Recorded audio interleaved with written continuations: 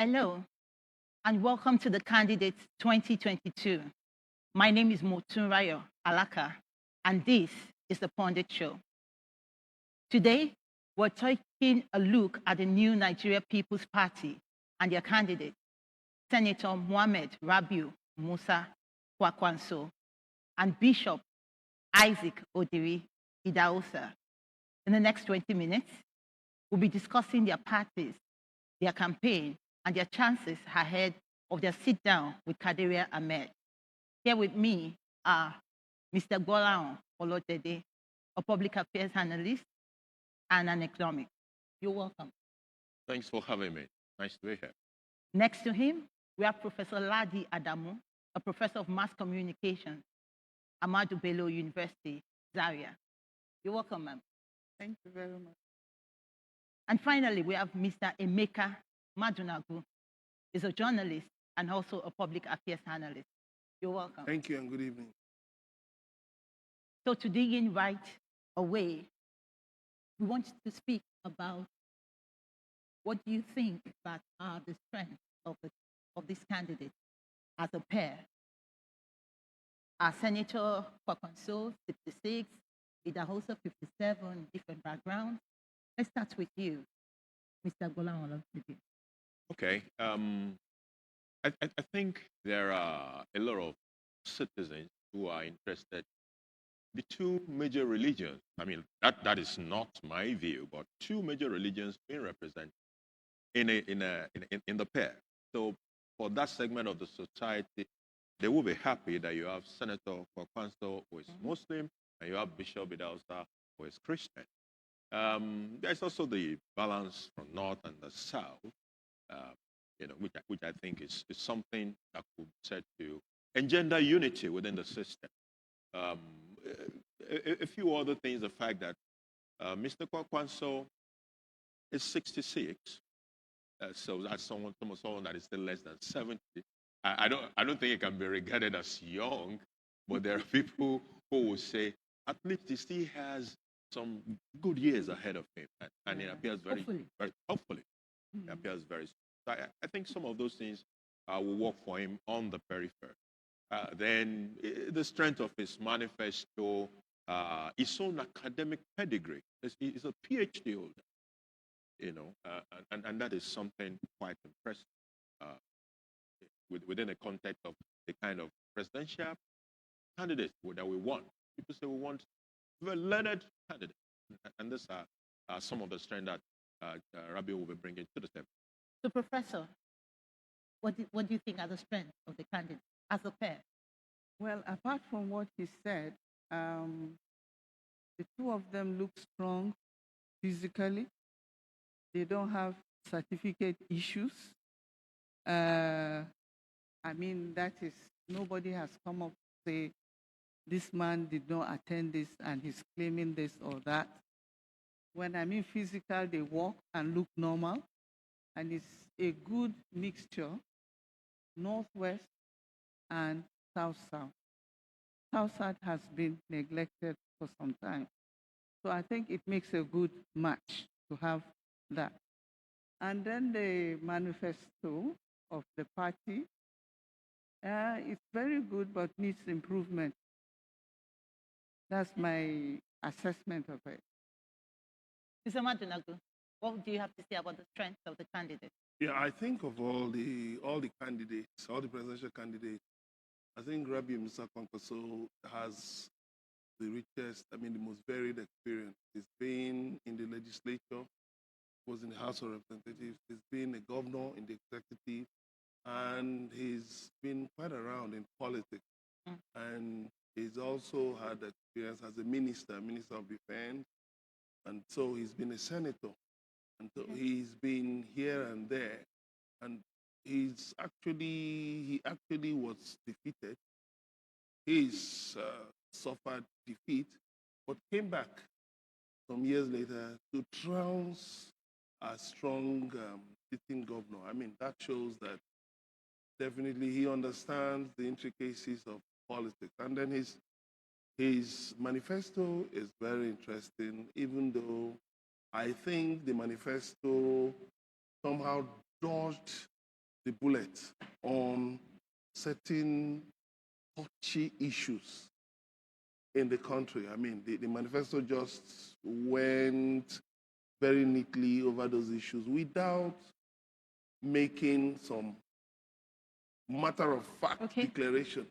So since you're already on it, Yes. about the weaknesses now of the candidate, Yeah. so let's just continue with you and tell us more about these weaknesses, perhaps starting with the manifesto. Yeah, talking about farmer, I saw farmer header clashes. What exactly is farmer header clashes? It's still a thorny issue. I mean, people want to actually get that defined. What do you mean by farmer header clashes? Is it that farmers look out for headers to kill them, or headers look out for So farmers to kill them? clarification. What exactly that?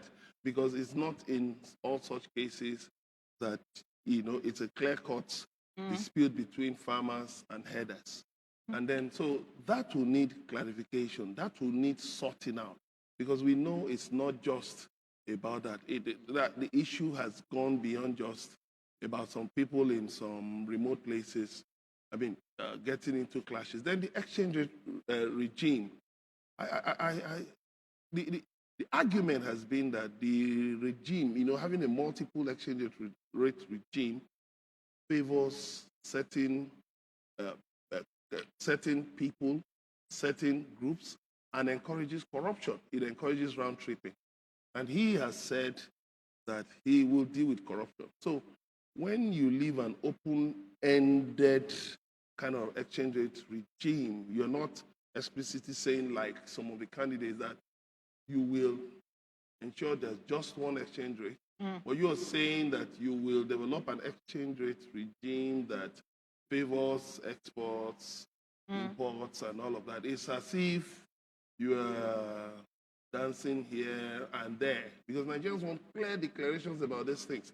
Then talking about the security, dealing with security, recruiting 1 million, boosting the numbers to 1 million in the armed forces and 1 million in the police.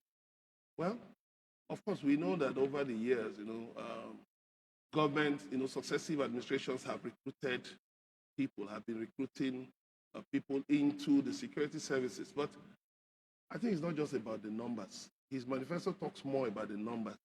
But what about current realities in policing, in security management?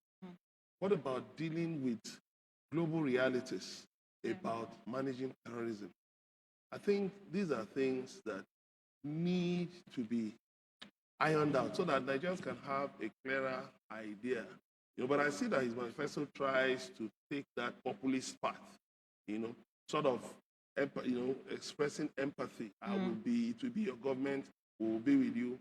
But you see, Nigerians have been used to all those kinds of promises. We will help you, don't worry, your children will get a good education, we will even bring free food and all of that. Yeah.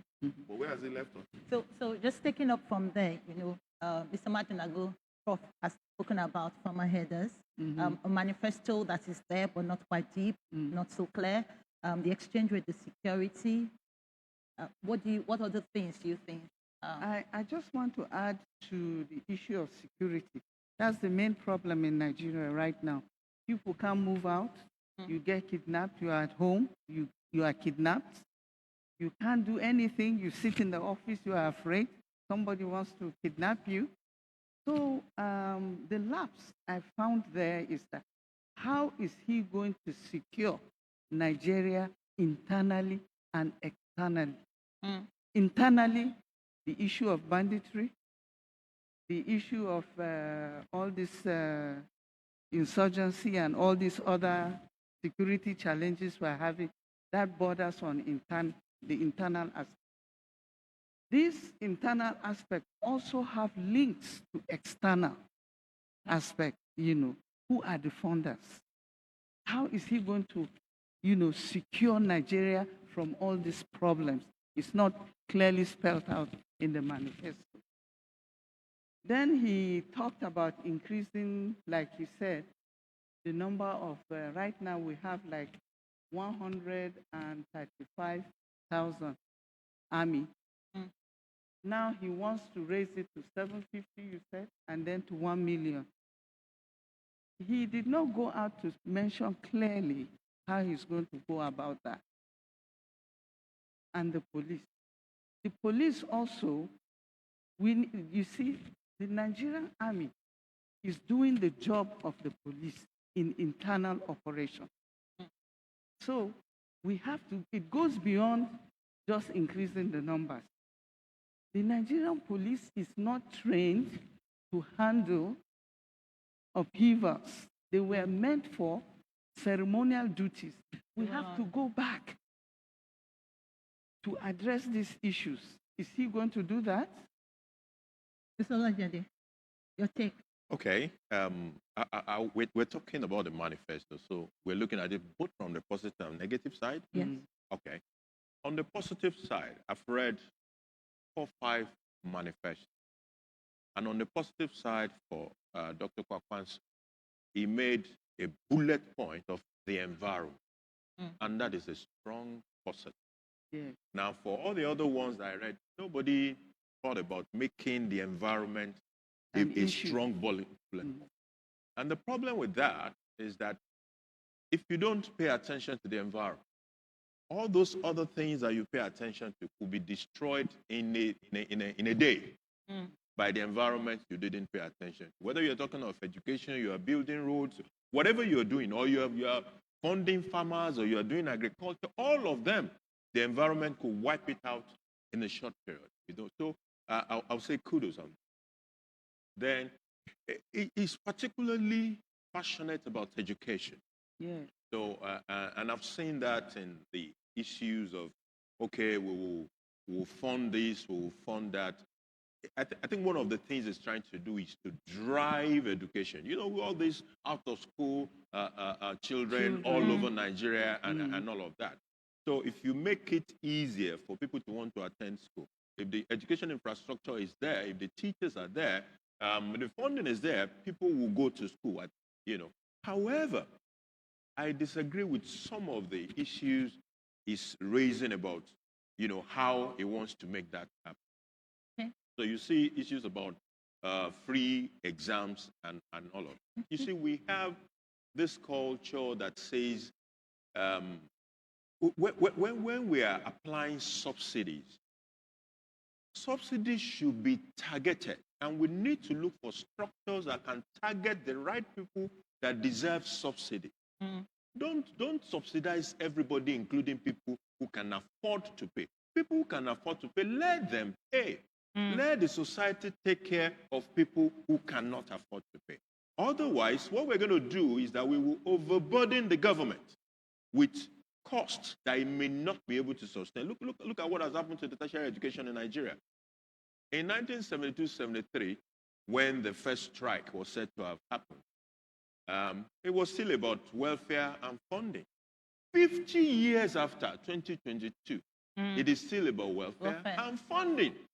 So if we're not careful, we may be walking into something that we will not be able to sustain with all these free this, free that, free that. It is good to, subsidy is not evil, but subsidy must be properly targeted to ensure that you are not subsidizing everybody equally, including those who can afford it. Professor, I'm coming to you now, and I would like us to just talk very briefly about the popularity, the perceived popularity of this pair. How popular do you think that the pair of Kwankwaso and Idahosa are? I don't know much about the vice presidential candidate for NNPP, but I know that Kwankwaso in the north he himself is a movement. He has followership. He's very popular. But maybe that popularity is only in the northwest. I don't know about nationally. Okay. I don't know about that. But I think he is very popular in these areas I've just mentioned. Mr. Mark Funago, you want to jump in on that? Yeah, both the Kwankwaso and the Idahosa people I've known, I've followed for a long time. So, I mean, Idahosa is a Pentecostal preacher in Lagos here. Used to follow his programs on TV. And then Kwankwaso. But I think there's something about this Kwankwasia movement. It's That's what I just perceived to mentioned. be more of a northern thing. And then Kwankwaso has an issue in the south. He's perceived more to be someone who has invested himself in fighting more for northern interests against southern interests. I'll give you an example of the controversial removal of the former chairman of the National Population Commission, Dr. Festus Odimego, after he granted an interview to a national newspaper. I mean, Kwankwaso was accused of having put pressure on President Goodluck Jonathan to remove him because of certain comments he made in that interview. So these are things that, you see, people keep in one corner of their hearts, waiting for election season to pull it out of the bag and say, you did this to me, I'll do this to you. So I think he needs to have a more national outlook. I mean, so that he will be seen as somebody who has a pan-Nigerian, who desires a pan-Nigerian mandate. Yes, he's immensely popular in the north, but some of the people supporting him, like Buba Galadima, have been talking more about the north. He will win in the north. He will win in the north.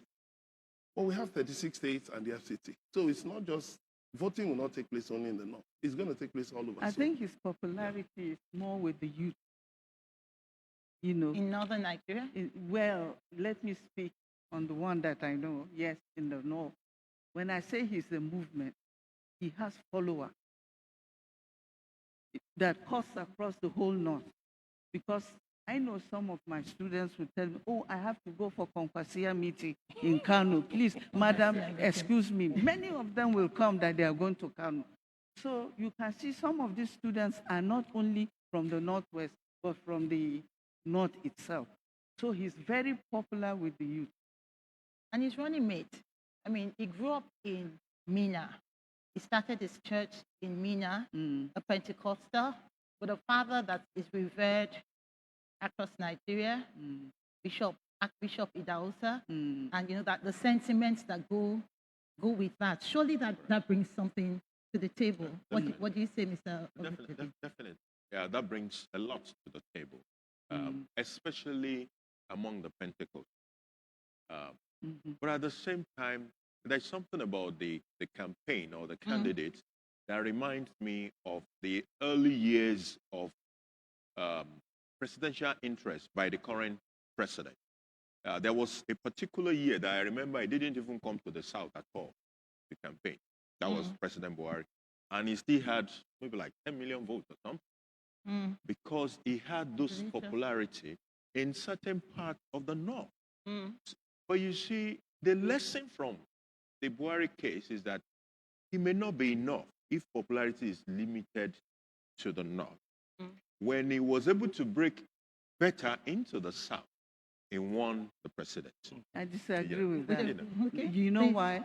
Because Kano itself has the largest number of voters in Nigeria. I think Lagos has overtaken that now. And what we are talking about, if you can get Kano in the north, I think you don't need some other area.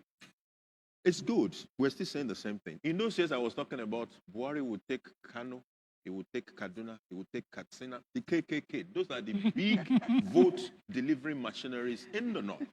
But until he was able to cut across more into the south and probably had a good foray into the southwest, that was when he actually won that. So I'm not saying that Dr. Kwankwaso is not popular. I see him being popular, maybe in the cities. I saw the picture of his campaign in Lagos. That was the day he came to Unipan in Lagos. And the crowd was monstrous. That's the reality, monstrous.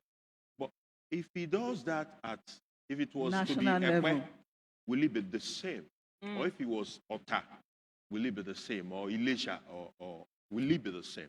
That's what I have not seen, which is why I'm thinking the popularity in the South might be limited to some major cities, but that is not where all the numbers come from. So there may be a lot more work. And there's still time. There's a lot more work to be done, especially with the hinterland. So what are the questions that Nigerians should be asking? You know, just following the debate on social media, for instance, on the platforms, watching what is happening on the street. There's a lot of talk around religion, around ethnicity, and sometimes some of those things blind us from the real questions. As what are we supposed to be asking the candidate? What questions do they ask? Professor Yohiga. Yes, because I'm a professor, we've been out of class for 8 months. How is he going to reposition the educational system in Nigeria? That's number one. Number two, how is he going to secure security internally and externally? Number three, poverty. How is he going to address the high level of poverty, particularly in the rural areas? That's where, the main problem is rural areas. Then finally, for me, number four, how is he going to address the issue of medical tourism? Medical tourism, education, poverty, security. What other questions should we be I asking? think he should be clear on the issue of subsidy. Yes, because I didn't Clarity see on it. subsidy. He was talking more about investments, building developing new fields, and all. What Nigerians want to hear. What's going to happen concerning subsidy in 2023? Yes. Yes, because the current administration played around that until it now the reality began to dawn on them that you couldn't continue to play politics with a subsidy. Then there's the issue of religion. He's perceived as a religious fundamentalist. Yes, but because when Even he with chose a bishop for his when he candidate. chose That is Bishop it. when he chose Bishop Idausa, it was surprising. That was like kind of a game changer. That there's this perception about him, but for him to have gone this way, maybe he's not exactly that kind of a person. So he needs to project himself more as a pan-Nigerian candidate who is open to different interests, which the current president has not really done well in. Yes, I mean, he's been accused of nepotism, been accused of certain things. So he has to come out to make definitive statement about certain issues, subsidy, religion. Will religion play a key role in his administration? Now that, of course, you're going to be hearing bishop as his running mate. Is it going to play a key role, or is it going to be subsumed? If he wins, is it going to be subsumed? Then how is he going to deal with national unity? How is he going to make Nigerians, because to all intents and purposes, Nigerians generally are losing interest in Nigeria. A lot of Do apathy. you mean in Yeah. democracy? Well, in Nigeria. And not Nigeria. Mr. Olalchede, quickly, your take on that. What Okay. should we ask him? We should ask him about his approach to the header farmer. I know that the four foremost parties deliberately avoided speaking On to farmer header headers. farmer issues because there are political and socio-cultural issues that are mixed up with that matter. But every time I look at it, I also see a huge economic context. So I'm asking myself whether we should be running away from it or confronting it. It would be nice to get his take on the header farmer issue. Of course, subsidy has been mentioned. I want to also ask him how he intends to finance all this free education, free exam, free tertiary, free this. It would be nice to hear him out. For all you care, he might have a solution to it. So it would be nice to hear So, that. I mean, one Yeah. more thing that we will quickly have our takes on. What makes or breaks a pair of Kwankwaso and Ida Osa? What do you think can make them, come out better than perception? Or what do you think can really break this as the elections come close? Involvement of youth. That is Involvement of paramount. Believe me, you'll be surprised. Youth. And that's his greatest achievement. He has a way with youth. Okay? Any other thing from your hand? Well, maybe I was thinking also on how is he going to compensate women voters? Yes, there are more women voters than men. And that's a huge topic, especially because, What I will mean, compensation no candidate has how- a female running mate anyway. How is he going to Affirmative involve action. women? Okay, okay. In a progressive leadership. party, in leadership position. You know. Critical. Yes. Yeah, what can actually make or break it? Going beyond just the fact that this is Kwankwaso, a Muslim, this is Idausa, a Christian. Mm. Because yes, we saw it with Buhari, but Nigerians are asking, and so what? We've seen things. People have been killed, because of religion. We've seen, so people are not really, such things don't really resonate with Nigerians now. They say, and so what?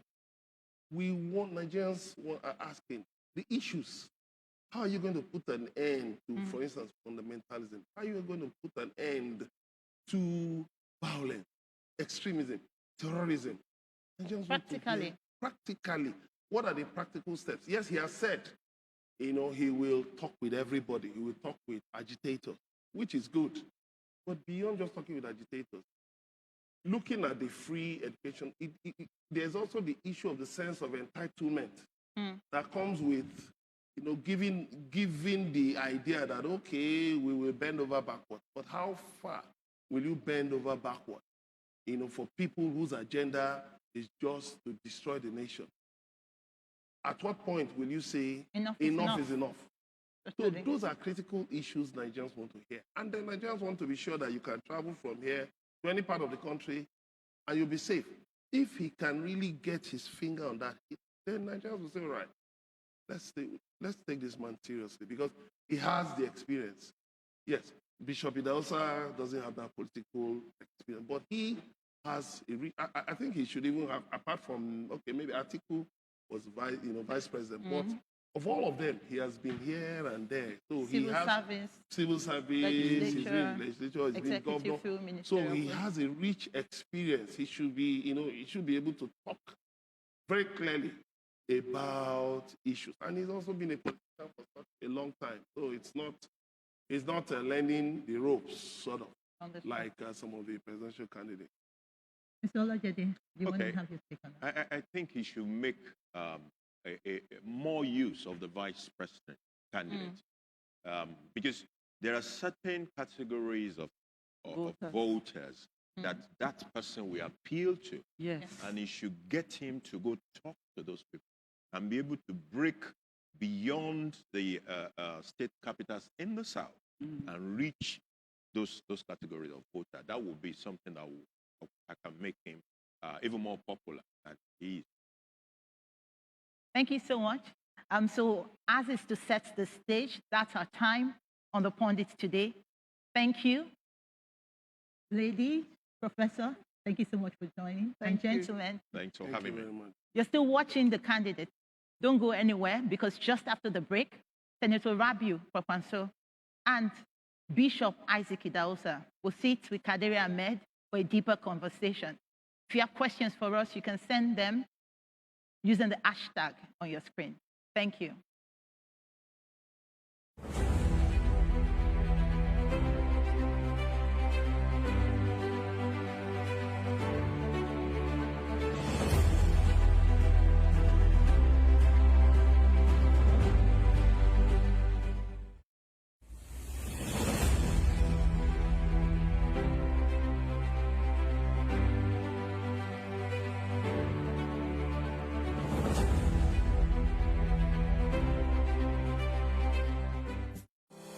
University of Ibadan, alma mater to great thespians, novelists, and politicians of the great nation of Nigeria.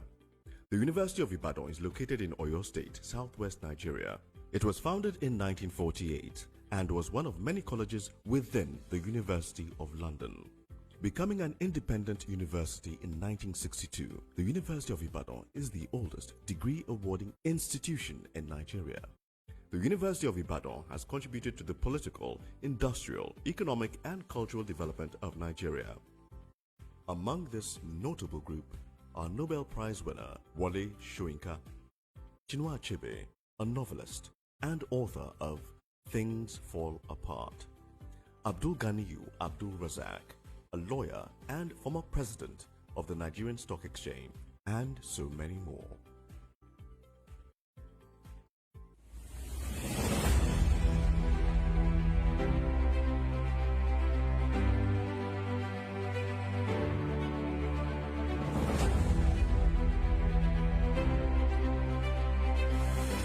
Bayelsa is an oil-producing state in the south-south region of Nigeria. It was created in 1996 by the then military administration. Bayelsa has also produced prominent people such as Ben Murray Bruce, a businessman and senator, Dakore Egbusin Akonde, a Nigerian actress. She is an ambassador for Amnesty International, Timi Dakolo, musician and businessman, and so many more. Recently, Bayelsa has been seriously affected by the flooding situation that has plagued Nigeria. This has seen many lose their lives, properties, and businesses.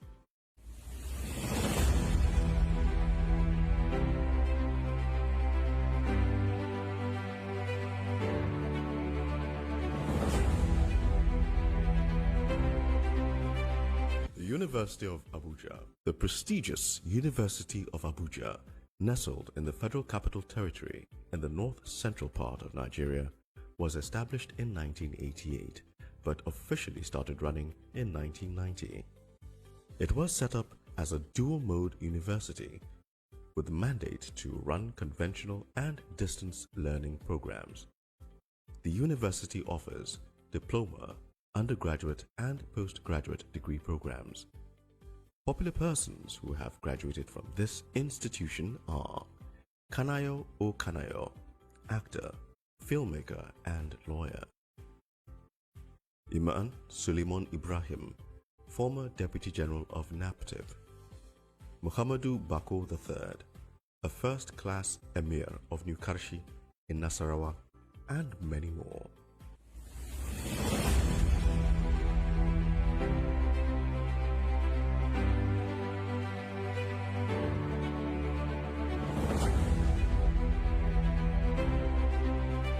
The University of Port Harcourt.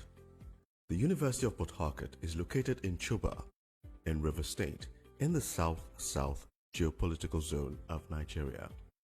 It was established in 1975 but was given university status in 1977. The University of Port Harcourt was ranked the 6th in Africa and the 1st in Nigeria by Times Higher Education in 2015.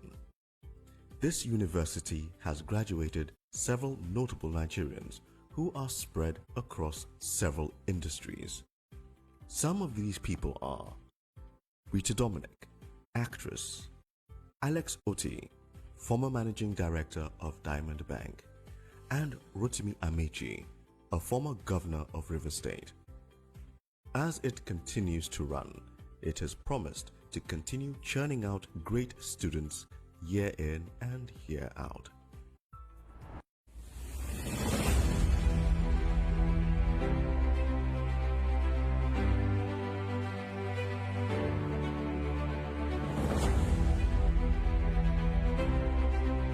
Coal City University, Enugu. Named after the state's slogan, Coal City University is a not-for-profit private university nestled in Enugu State, in the southeastern geopolitical zone of Nigeria. Established in 2016 with 10 faculties to its name, Coal City University currently has over 800 students. The university prides itself on offering an excellent learning experience for students, informed by up-to-date research and facilitated by a high-quality learning environment with multimedia classrooms, ultra-modern laboratories, and a modern library. Coal City University Enugu, though young, organizes an annual essay contest for secondary school students in an effort to increase awareness of current global issues among the young population.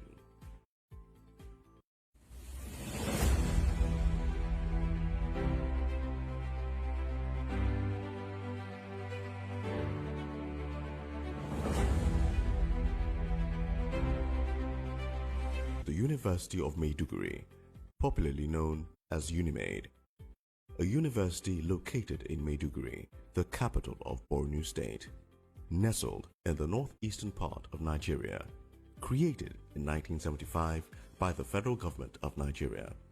UNIMAID enrolls about 25,000 students across all programs. This prestigious university has seen notable persons such as Bala Mohammed, a renowned minister and senator; Yemisi Akimbobola, a renowned journalist. Ahmed Lawan, the President of the Nigerian Senate, and so many other notable names.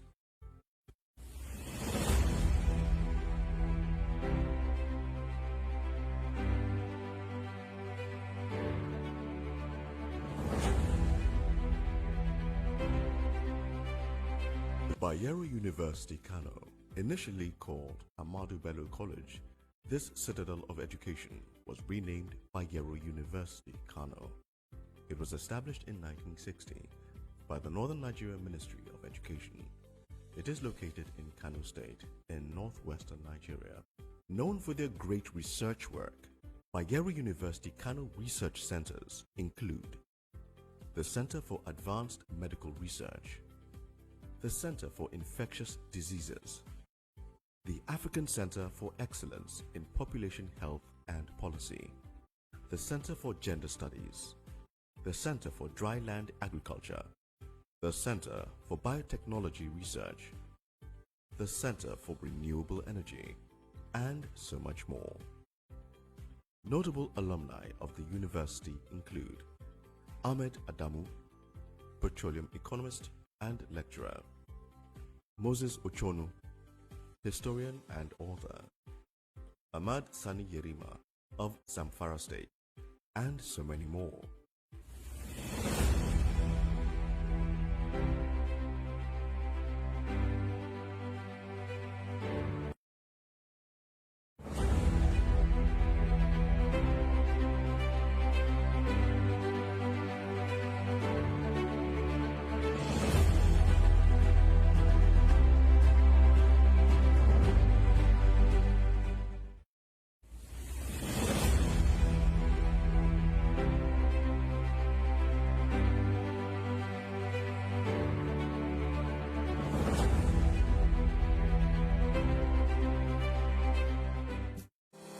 University of Ibadan, alma mater to great thespians, novelists, and politicians of the great nation of Nigeria. The University of Ibadan is located in Oyo State, southwest Nigeria. It was founded in 1948 and was one of many colleges within the University of London. Becoming an independent university in 1962, the University of Ibadan is the oldest degree-awarding institution in Nigeria. The University of Ibadan has contributed to the political, industrial, economic, and cultural development of Nigeria. Among this notable group are Nobel Prize winner Wole Soyinka, Chinua Achebe, a novelist and author of Things Fall Apart, Abdul Ganiyu Abdul Razak, a lawyer and former president of the Nigerian Stock Exchange, and so many more.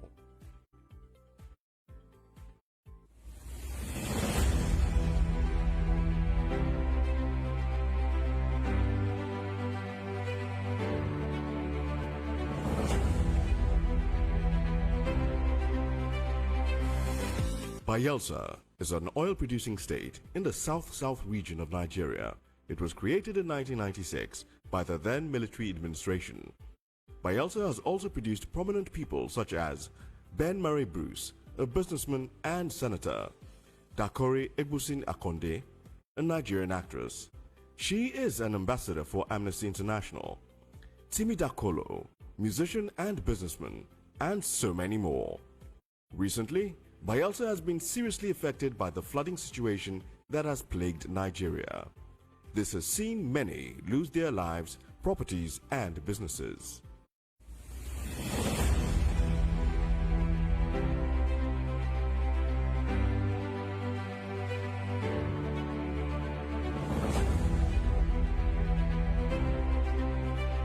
The University of Abuja, the prestigious University of Abuja, nestled in the Federal Capital Territory in the north-central part of Nigeria, was established in 1988 but officially started running in 1990. It was set up as a dual-mode university with the mandate to run conventional and distance learning programs. The university offers diploma, undergraduate and postgraduate degree programs. Popular persons who have graduated from this institution are Kanayo O. Kanayo, actor, filmmaker, and lawyer. Iman Suleiman Ibrahim, former Deputy General of NAPTIP. Muhammadu Bako III, a first-class Emir of New Karshi in Nasarawa, and many more.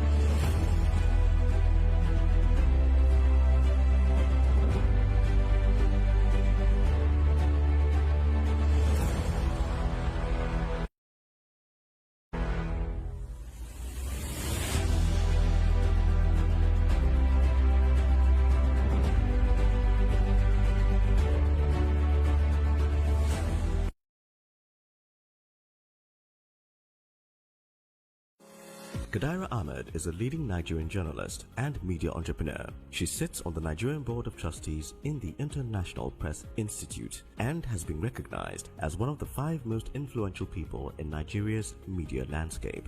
Kadaira is a recipient of grants in support of her work in accountability journalism from leading donor agencies including the Ford Foundation, OSIWA, PLAC, and the MacArthur Foundation.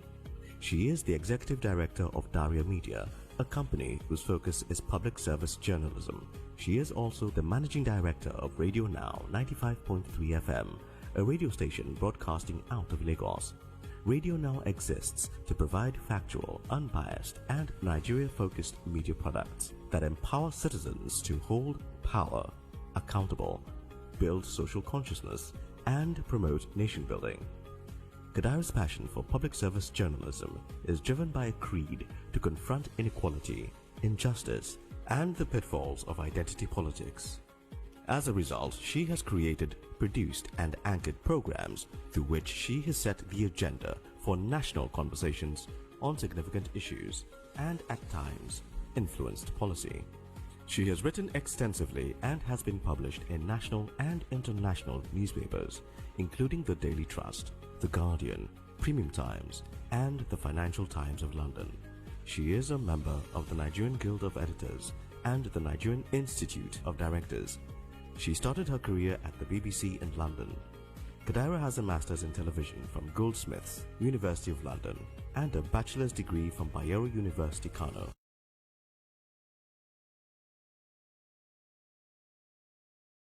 Good evening and welcome to the third in a series of 6 town halls that bring the major contenders for Nigeria's presidency face to face with the electorate that will decide who gets the top job.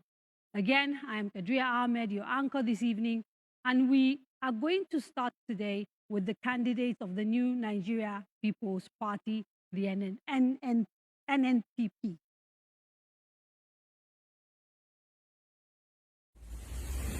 Malam Rabiu Musa Kwankwaso is the senator for Kano Central Senatorial District. Born on October 21, 1956, he's a trained engineer who works in the civil service of Kano State for 17 years until he went into active politics in 1992. He served as the governor of the state twice, from 1999 to 2003, and again from 2011 to 2015. Senator Kwankwaso also served as Nigeria's Minister of Defense during President Obasanjo's administration. Twice in the past, Senator Kwankwaso has tried and failed to win his party's ticket to contest for the presidency of Nigeria. First under the All Progressive Congress in 2014, and in 2018 under the umbrella of the People's Democratic Party. On June 8 this year, Senator Rabiu Musa Kwankwaso emerged as the presidential candidate of the new Nigeria People's Party at the party's presidential primary election, which was held at the Moshood Abiola Stadium in Abuja. Today, he offers himself for election as Nigeria's next president. His running mate is Bishop Isaac Idahosa, the presiding senior pastor of God First Ministry, popularly known as Illumination Assembly. A trained mechanical engineer, in 1979 he changed paths to join the Christian ministry. and attended Soul Clear Bible College in 1985. Bishop Idahosa is a writer, inspirational speaker, and gospel artist with 3 albums to his credit. He is popularly called Prophet Toknadu by his admirers and was decorated by the Lagos State government as one of the mayors of the Lagos State Traffic Management Agency last month. He has received the United Nations Peace Ambassadorial Award for his contributions to the growth of humanity and peaceful coexistence through evangelism and Pentecostalism. In mid-July this year, he was presented as the vice presidential candidate of the new Nigeria People's Party.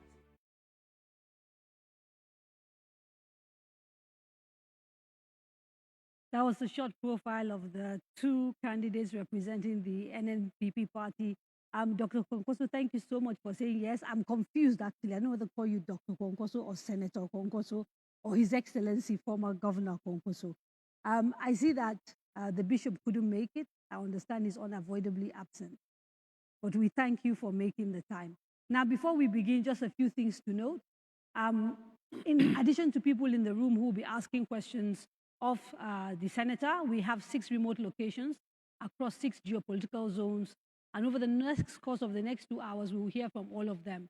We've also collated questions sent to us via email and our social media platforms, and we'll try and get answers to as many of them as possible from our candidates.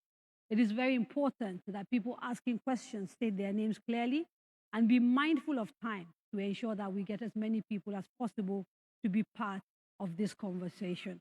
Thank you again for saying yes to our invitation. So let me basically start by saying that you've tried twice before to, be on the ballot paper to contest for the presidency. They say 3rd time lucky. You are now on the ballot paper. So when elections take place in February, Nigerians will have the option of voting for you as president. Why should we vote for you as president? Maria, thank you very much. Let me start by thanking Almighty God for making it possible for us to be here. And also thank Nigerians for supporting us over the years. As you rightly pointed out, I was a civil servant in Kano for 17 years. And I left service in 1991 to join politics.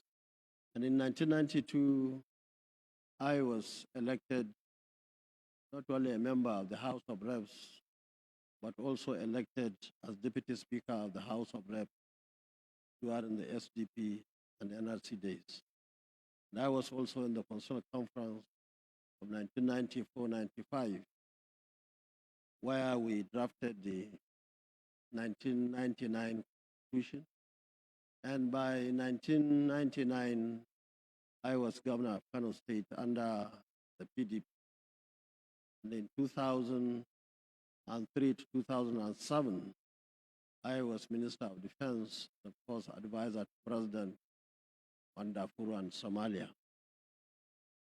From there, in 2007, I was nominated or appointed the representative of the Northwest on the NDDC, where I found the place very uncomfortable for my humble self to be. Therefore, I decided to resign because I couldn't sit on a board with the sort of things that were happening there.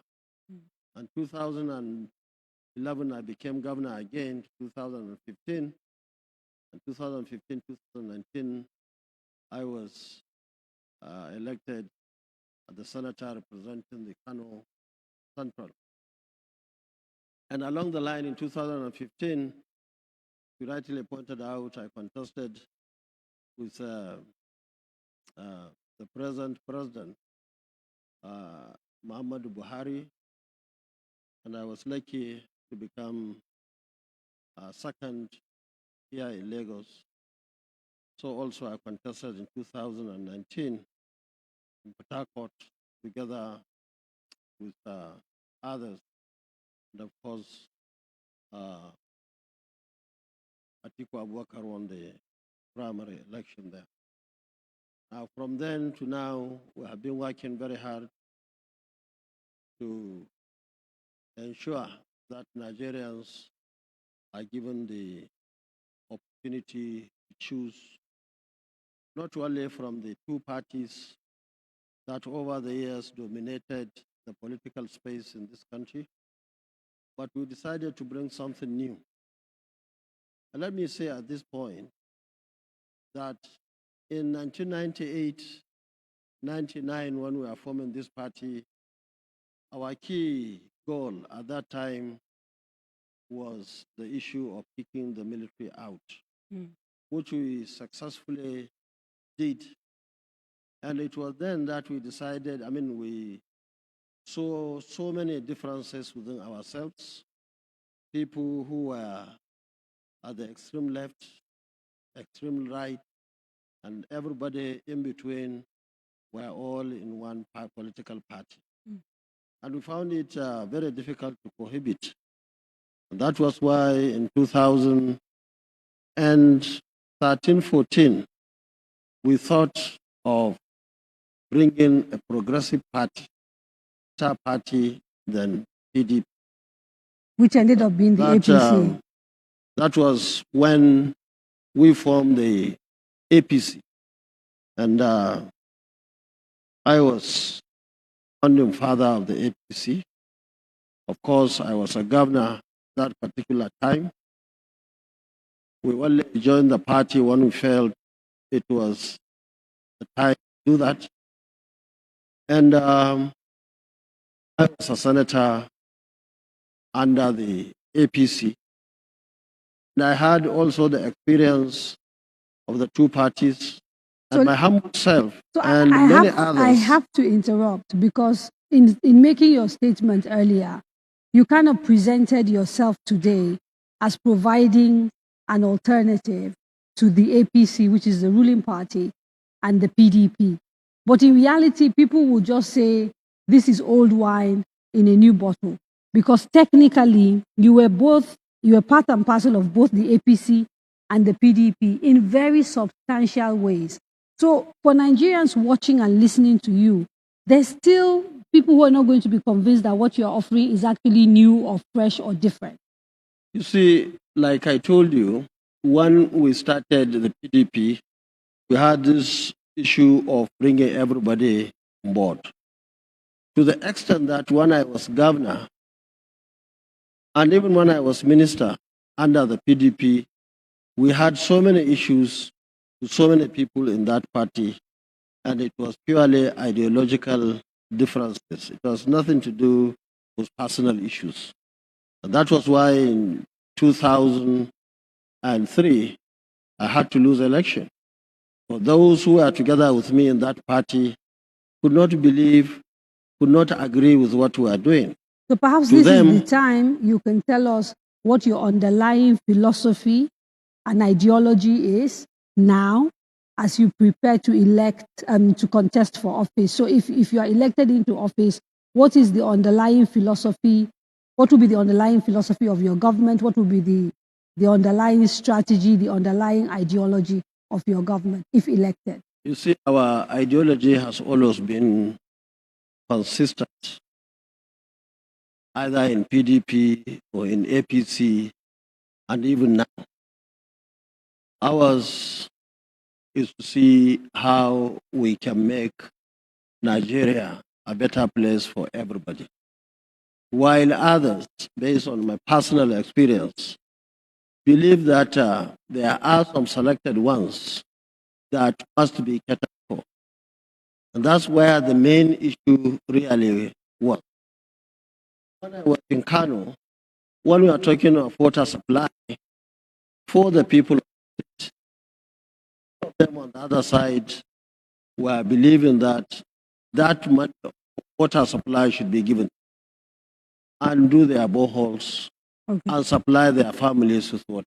Okay. When we are doing electricity, yes, or roads, or health, or agriculture, it's the same sort of thinking. And that is why this country, we find it very, very difficult to move forward. I will allow you to get into more details after this short break. Don't go away.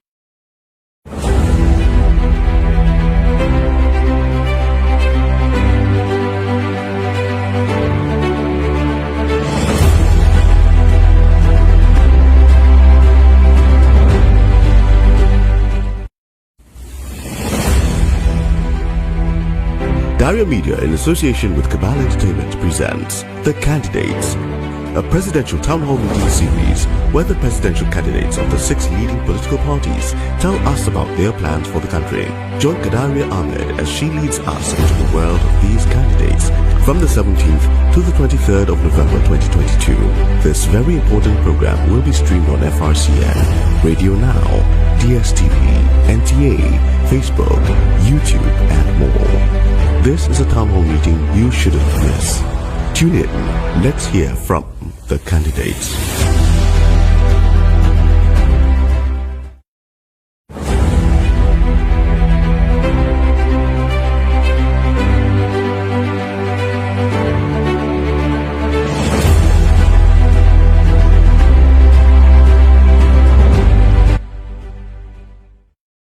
Welcome back. You are watching The Candidates, a town hall series brought to you by Daria Media with the support of the MacArthur Foundation. And we are in conversation with the presidential candidate of the NNPP, Dr. Rabiu Musa Kwankwaso.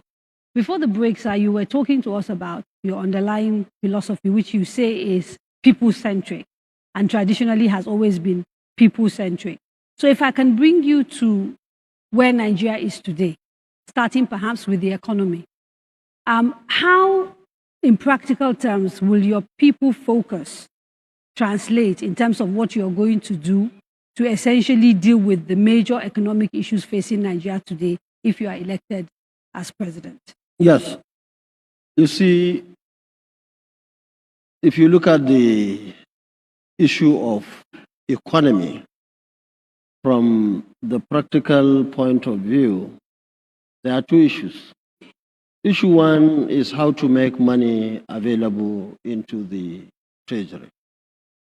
Today, unfortunately, because of some obvious reasons, government at the center is finding it extremely difficult to get the maximum resources that should be in the treasury. Our main source of income in this country is oil. And today we are told that the 2.2 million barrels of oil allocated to Nigeria by OPEC cannot be achieved. In fact, the figures that we have is below 1 million barrels per day. About 1 million. Let's say 1 million, Yeah. which is less than 50% of what we should get. Right from there, you could see huge problem. Of course, that can be said about other areas where government is supposed to raise the maximum it can get into the treasury. So what Now, will you do to solve the yes, problems I'm that coming. mean, because the theft... Still on the economy, before I go to what I should do, is the issue of spending the money itself. Right. Government must keep its eyes on what goes out of the treasury.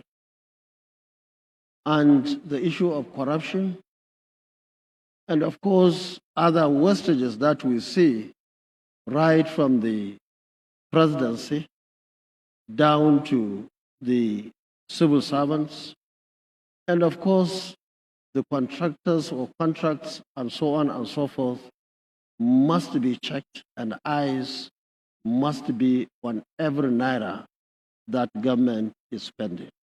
In other words, we believe that there is a lot of wastage today in this country. And these are the 2 areas, what goes in and what goes out. And what we are going to do from the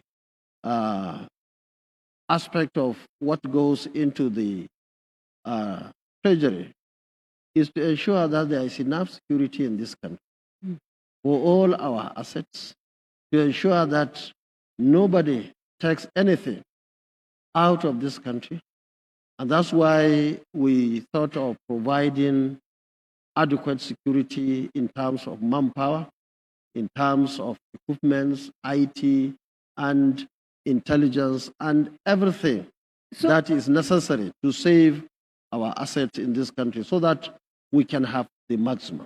But I'm sure you accept, Senator Kwankwaso, that we're not hearing anything from you that we don't hear from other candidates, saying that they are going to, everybody says these are the problems. And then the real problem is explaining to Nigerians how.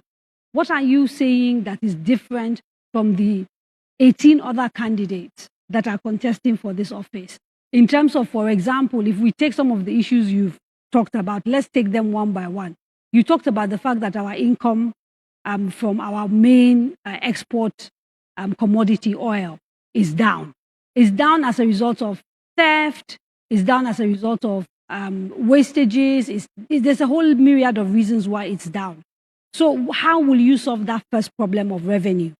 And is that the only revenue you'll be looking at? If you are going to diversify, what are you diversifying into? How are you diversifying? From which time to which time should we expect to see a difference in, the revenue of the federal government? So that's one, and then we can talk about security. Now, you see, I'm not sure, Kadria, if you know or saw our blueprint. We are completely different from others because we mentioned the issues, the problems in this country, and we came very clearly to tell Nigerians how we are going to bring solution to those problems.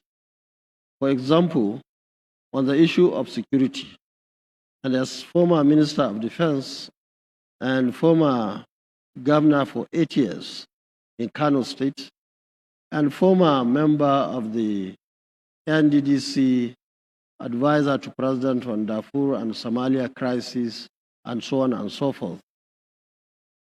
We came very clearly, we looked at the number of the military members of the armed forces that we have today. And it was very clear to us that the number is too small under our circumstance, under the number of people that we have today in this country, and of course the challenges. And that was why, after making consultations with other experts, we felt that there was need to increase the number to less than 250 that we have today to about 1 million, because we looked at the recommended figure or ratio in terms of members of the armed forces. That's a 70% increase you're talking about. Sorry? A 70% increase in personnel for our defense and our security. About that, over 60%. Have you done the numbers of how much? Yes, let me finish. Okay. We'll come to all those things. So I hope you will look at our blueprint and get the details. Actually. If you have, okay, fine and good, and I'm happy maybe you read it. And we even have some to give you and give some other people to look at it.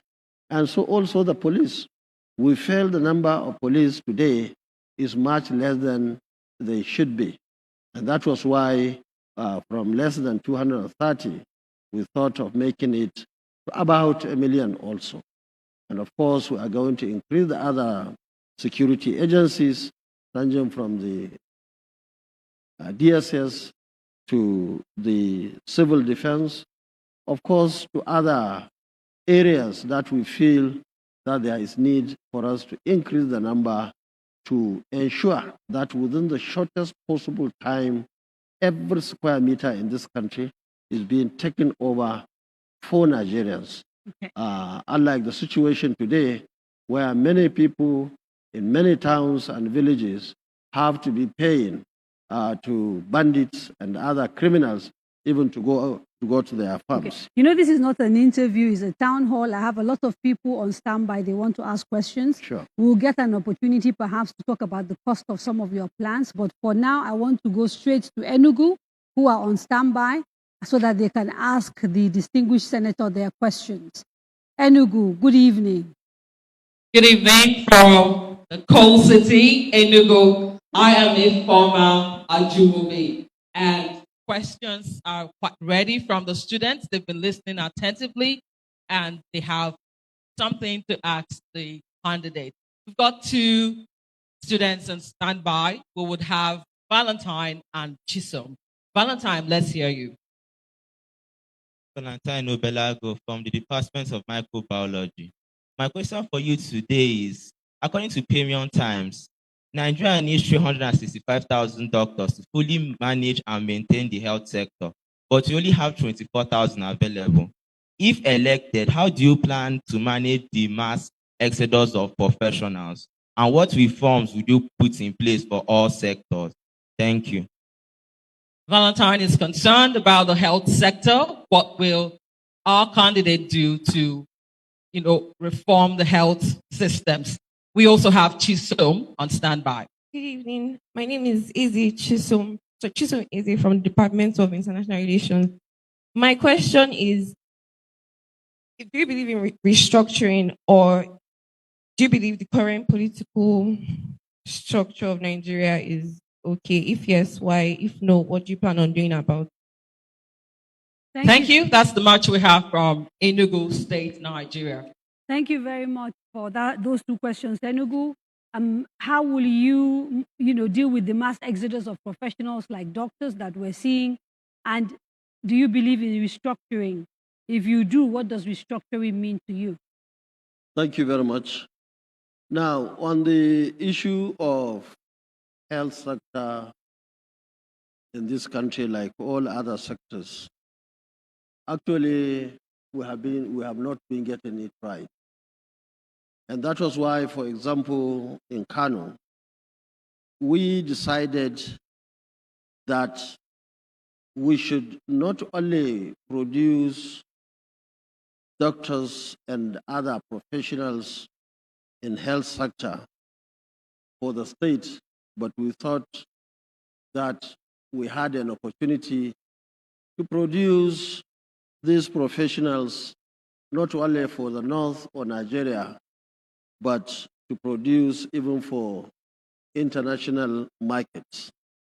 And that was why in the 4 years that I was governor during the second term, from 2011 to 2015, we decided to sponsor our students in almost all the institutions you can remember in this country, and of course abroad. That was why in 4 years, we were able to sponsor over 3,000 young men and women of Kano State people. When I say people, I mean residents, not indigenous.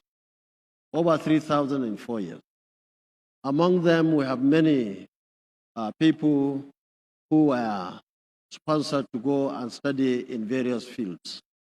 I remember we had one set of 300 medical doctors going abroad at that time, and only 45 were men.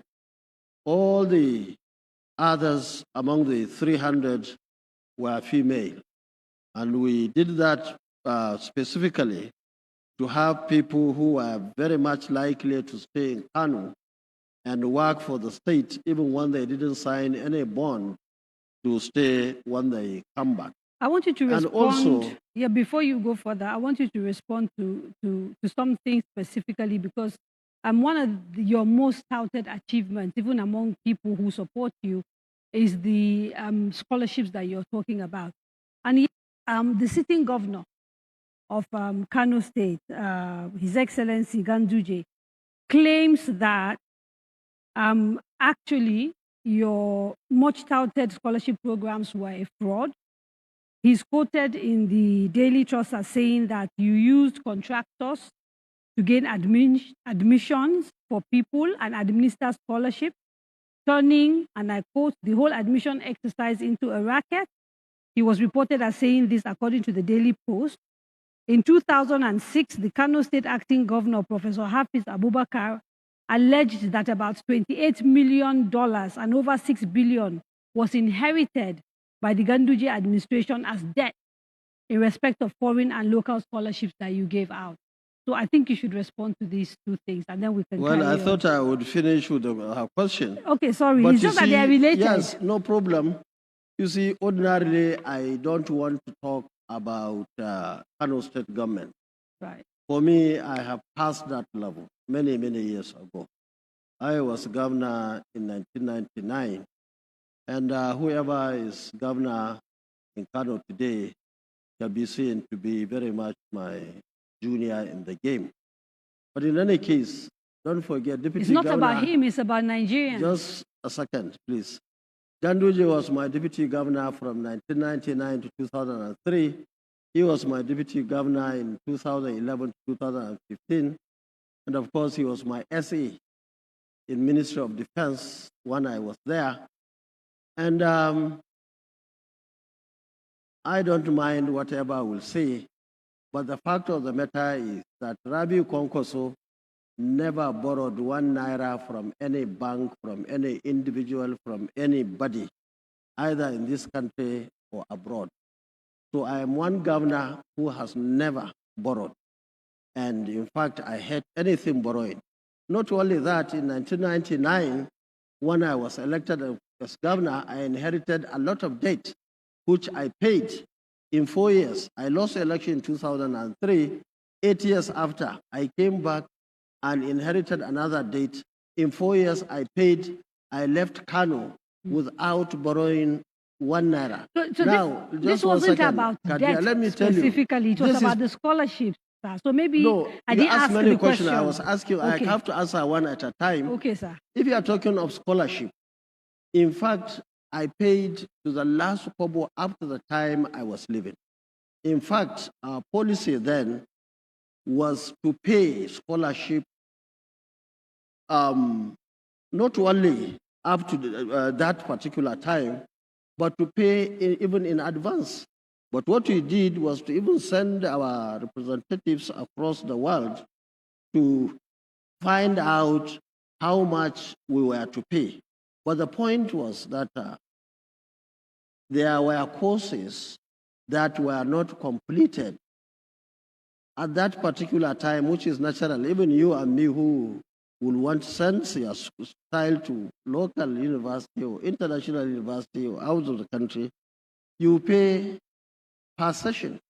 And we paid after that. No university was owing, we are not owing any university any 1 naira. Okay. Forget about whatever. So these are just allegations. The opponent can say anything, enemy can say anything. So it does not matter. But what I say, if anybody has got any proof to prove otherwise, that will be fine and good. But the fact of the matter is, we have not borrowed anybody. And if there is any debt, anybody is paying Kano state government, which of course we are not in the same party, they should direct the person to me. As a person, I'll be happy to pay them. So let's go back to the students who asked you questions. If you could conclude on the issue around how you sort out mass exodus and also the restructuring of Nigeria. Yes. Those were the two other questions. Okay. Now you see, our master plan in Kano, and by extension in this country, is to produce all these professions. And it's possible, and it's doable.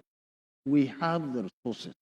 I always tell Nigerians now, as I was telling the people of Kano, that in this country we have enough resources to take care of, if only you have good leadership at those levels.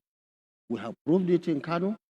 All what we have done over the 8 years I was governor, we used the resources 100% in Kano. So, and that is our plan. Even though at the national level we have issues now, we are told that what we are getting today is not even enough to service the debt, which is a special circumstance. And I believe we will come to that.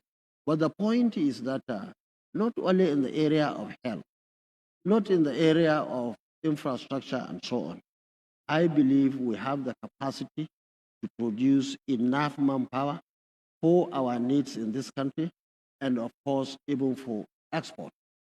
But initially we'll encourage our young men and women in diaspora to come back. we will create a conducive atmosphere. I was in the So UK. that's sort of the short-term plan. I was in the Bring UK people myself back. for about Right. 10 years. Uh-huh. I know nobody outside this country, a Nigerian for that, who is living anywhere in this world, will claim to be comfortable. I was not comfortable when I was there. The weather is enough to worry you and so many other things. Even the money, I can tell you, the money that they claim to be paying or receiving, they give you right hand, they take by left in terms of taxes and so on. We have many friends, many brothers and sisters abroad who have been there for many decades, but many of them have very little to show. So I believe that we are interested as government for them to come back. We will also give them a conducive atmosphere, and that is what is lacking today. In fact, our system, even in the What area does of a health, conducive atmosphere look Yes. like, and how will you see, you let me build tell it? you, let us start from producing the professionals themselves. What we have today in all the areas, if you look at health, for example, you graduate from a university in Nigeria or elsewhere, you come back, even to go for housemanship, huge problem. Slots are allocated. When I was governor, I was made to understand that the maximum any nursing school can be allocated by the nursing council was 100. For that reason, I had to build more than 2 universities, 2 institutes. That's nursing schools, we built 2. So also we built 2 midwifery, and of course 1 health technology. Okay. Now, the point is that some of those bottlenecks must be addressed. I have gone to universities abroad where we have hundreds of doctors. We've had maybe 1,000. But I am sure, I don't know of today, all these universities, even premier university like Bayero University, they will allocate 100 to them. Okay, why 100? Why not 200? Why not 300? Okay, What are the facilities? What do you need for us to produce 1,000 doctors in Kano? And I think you so are now that's the issue of production. Yes. Now, the issue, you see, we live in a small world today. Right. If you are not competitive, you cannot tie anybody's leg to say you have to stay here. Now, what we will do, like you said, we look at the issues that are making them to get out of this country while we are producing as many as possible. Now, once we sort out the problems, I can tell you from my practical experience, most of them will come back home. There is no place like home. We all know that. And I think when you finish answering the question on restructuring, we will come back to this, because there are 1 or 2 solutions you've suggested, including in the area of dealing with insecurity, that require a degree of spending. And I want us to dive a little bit deeper into where you think you find the money, given the difficulty the country is in. But the question on restructuring, I think, is an important one. Yes. Do you believe in restructuring? If you do, what does restructuring actually mean to you? I believe in restructuring. I believe in ensuring that we go through so many reforms, so many changes. The system is not working today, and this system must work not only for few, it must work for most Nigerians, if not all the Nigerians.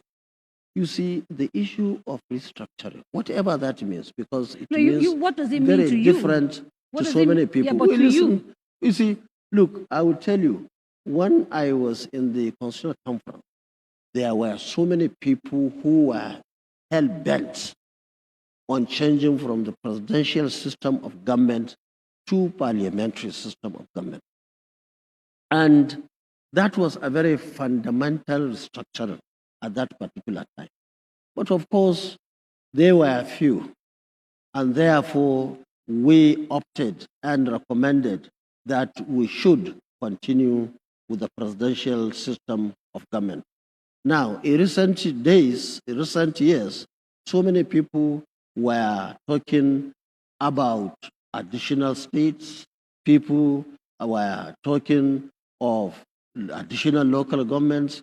Some even felt local governments, as they are constituted today, they are not needed. You know, so many opinions, and even issues of state police and so on. They all Resource fall control. in the part of restructuring as they see it.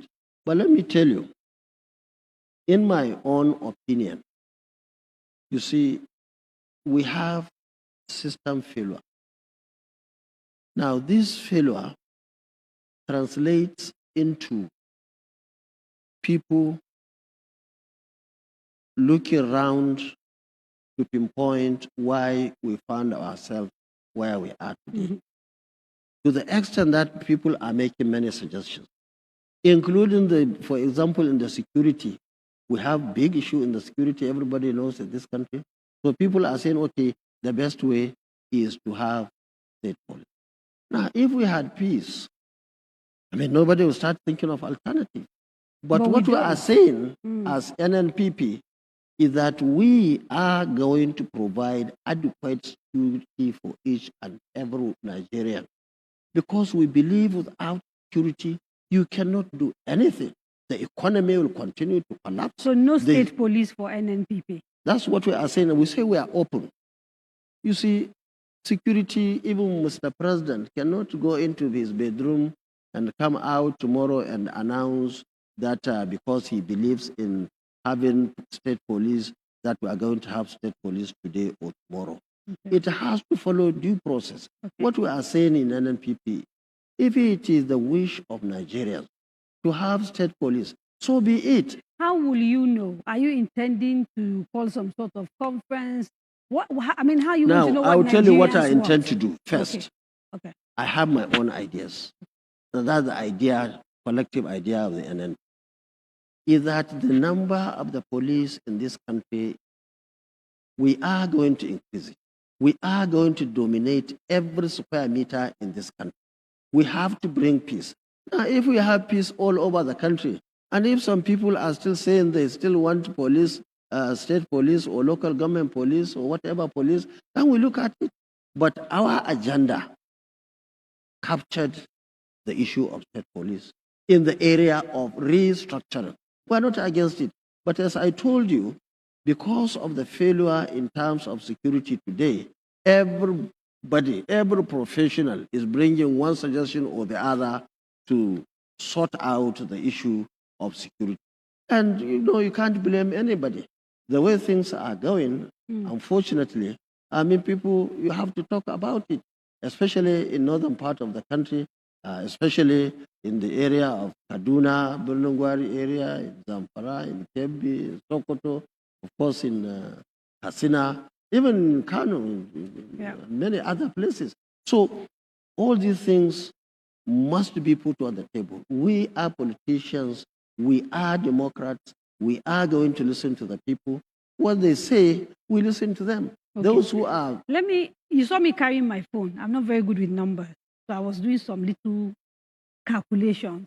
The current personnel cost of the Nigerian police is about 712 billion.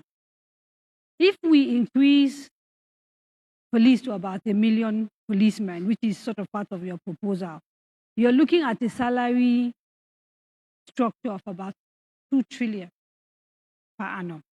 And so it brings me back to the conversation I've been wanting to have, which is essentially trying to get a sense from you of how you think you're going to pay for all these reforms that you are trying to do. And I say this because from the first day you enter government, first of all, you're inheriting a budget that has a huge deficit.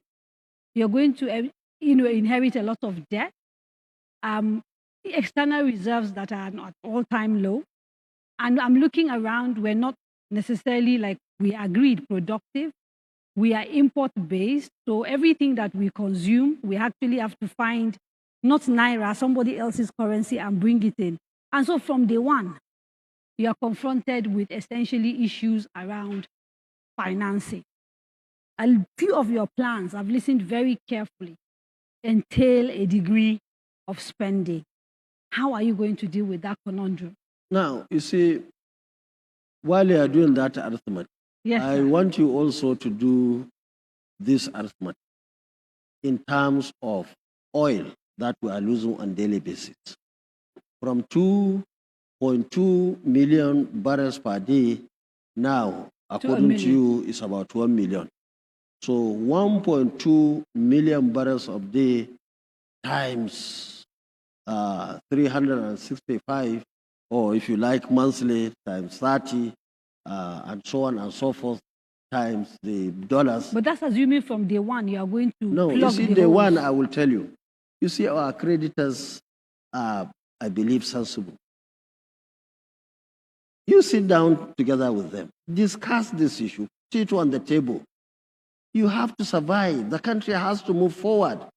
Because we are owing, it does not mean that we have to die that day. We will sit down, negotiate with our own creditors, explain to them, tell them, and I can assure you, even before you tell them, once they know it's a responsible government, they will listen. So we have to reschedule many things. We have to sit down and agree on many things. They want to get their money. Yes, we will pay, but the fact of the matter is we have to be alive before we pay them. So we will sit down and negotiate the debts, reschedule, agree on whatever is necessary, and then we move forward. And these monies, you see, from my own experience in the Kano State, I told you I never borrowed. And I believe that the resources the federal government is having, with good management of resources, it is going to be good enough for each and every one of us in this country. I'm going to open up the conversation. I think I've dominated asking of the questions for too long. So, studio audience, anybody with questions, raise your hand. We'll get the mic. Please say your name. Keep the question short. And we'll take about 3, come back to him so that they're not too much. When he has answered, we'll then go back and do another 3. Okay, sir, please go ahead. Your Excellency, good evening. My name is Al-Mukhtar Adamu. My question is on economy, Your Excellency, sir. That is our Naira two-currency system that we have now, Naira dollar system in Nigeria, where the CBN introduces flexible exchange rate. That is, the PTA, DTA rate is different with the DDC rate, and it's also different with the Form M rate, where they are sending it abroad. Your Excellency, the flexible exchange rate of which stand as this week of 420 naira per dollar, and the black market about 780 as at yesterday, Friday. How will you balance between the official and black market rate? Which the margin according to the CBN should not be more than 3%. If the dollar is 420 naira at the official rate, so the market rate is supposed to be 423 naira. That is 3 naira difference. But now Nigerians are buying dollars almost 800 naira. And everything is You keeping... need to ask your question, please. Okay? Yeah, the question, please. if you elected as a president, how will you tackle this flexible exchange rate of the CBN? Okay, and I have to allow him to answer that because I need to go to break after this, then we'll come back to the audience. Now, Will you flow to the Naira? Gadria, you see, this issue of dollar, there are so many things in, and the government must do a lot in so many sectors and areas. I remember when I was living in this country, end of 1981, early 80, my traveling allowance, I still have it, is 1 to 0.85 a dollar. 0.85 naira equals to $1. Now we are talking of this 780. In fact, some few weeks ago, it's even more than that. Now, we made so many mistakes, and those mistakes must be corrected if we have to get it right. Now, the issue of security. Very critical. If, for example, nobody goes out to the farm, nobody goes there to the factory, nobody goes there to buy and sell and so on, huge problem. If you don't have electricity to produce goods and services, huge problem. If you don't have the required manpower to handle your factories, industries, and so on, another huge problem. So there are productivity so many issues. things that the government must do. You have to provide infrastructure as soon as you can.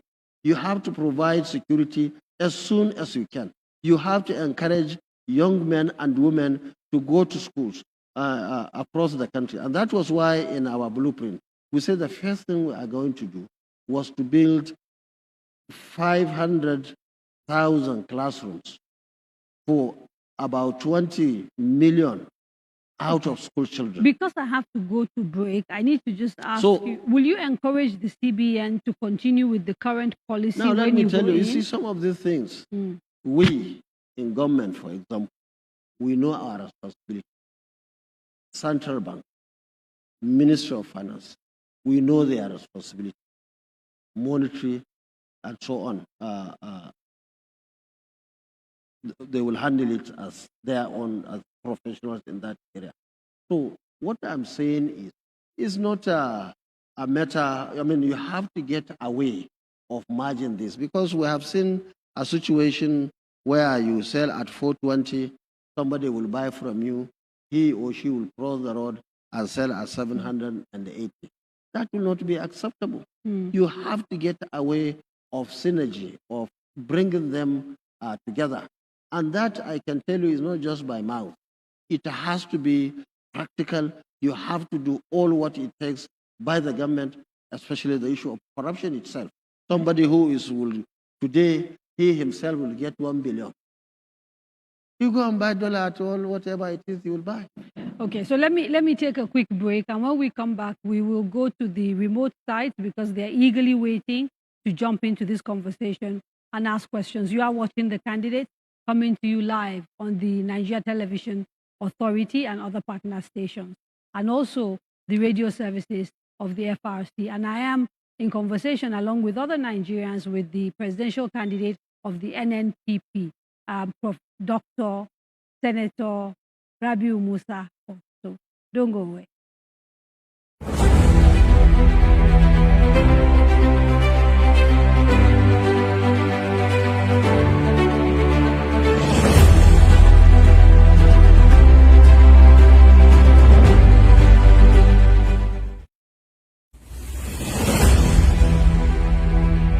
Daria Media, in association with Cabal Entertainment, presents The Candidates, a presidential town hall meeting series where the presidential candidates of the 6 leading political parties tell us about their plans for the country. Join Kadaria Ahmed as she leads us into the world of these candidates from the 17th to the 23rd of November 2022. This very important program will be streamed on FRCN, Radio Now, DSTV, NTA, Facebook, YouTube, and more. This is a town hall meeting you shouldn't miss. Tune in. Let's hear from the candidates. Choosing where to study is one of the biggest decisions you will make in life. So, it is important to get it right. At Coal City University, Enugu, Nigeria, we pride ourselves on providing students a stable academic calendar and education of international standards. Coal City University gives students incredible personal attention and support. You can enroll in our regular programs and obtain a degree exclusively awarded by Coal City University. Alternatively, you can enroll in our international pathway programs, which will enable you earn 2 degrees in 4 years from Coal City University and Delaware State University, United States. Visit www.ccu.edu.ng. Coal City University, education for self-actualization.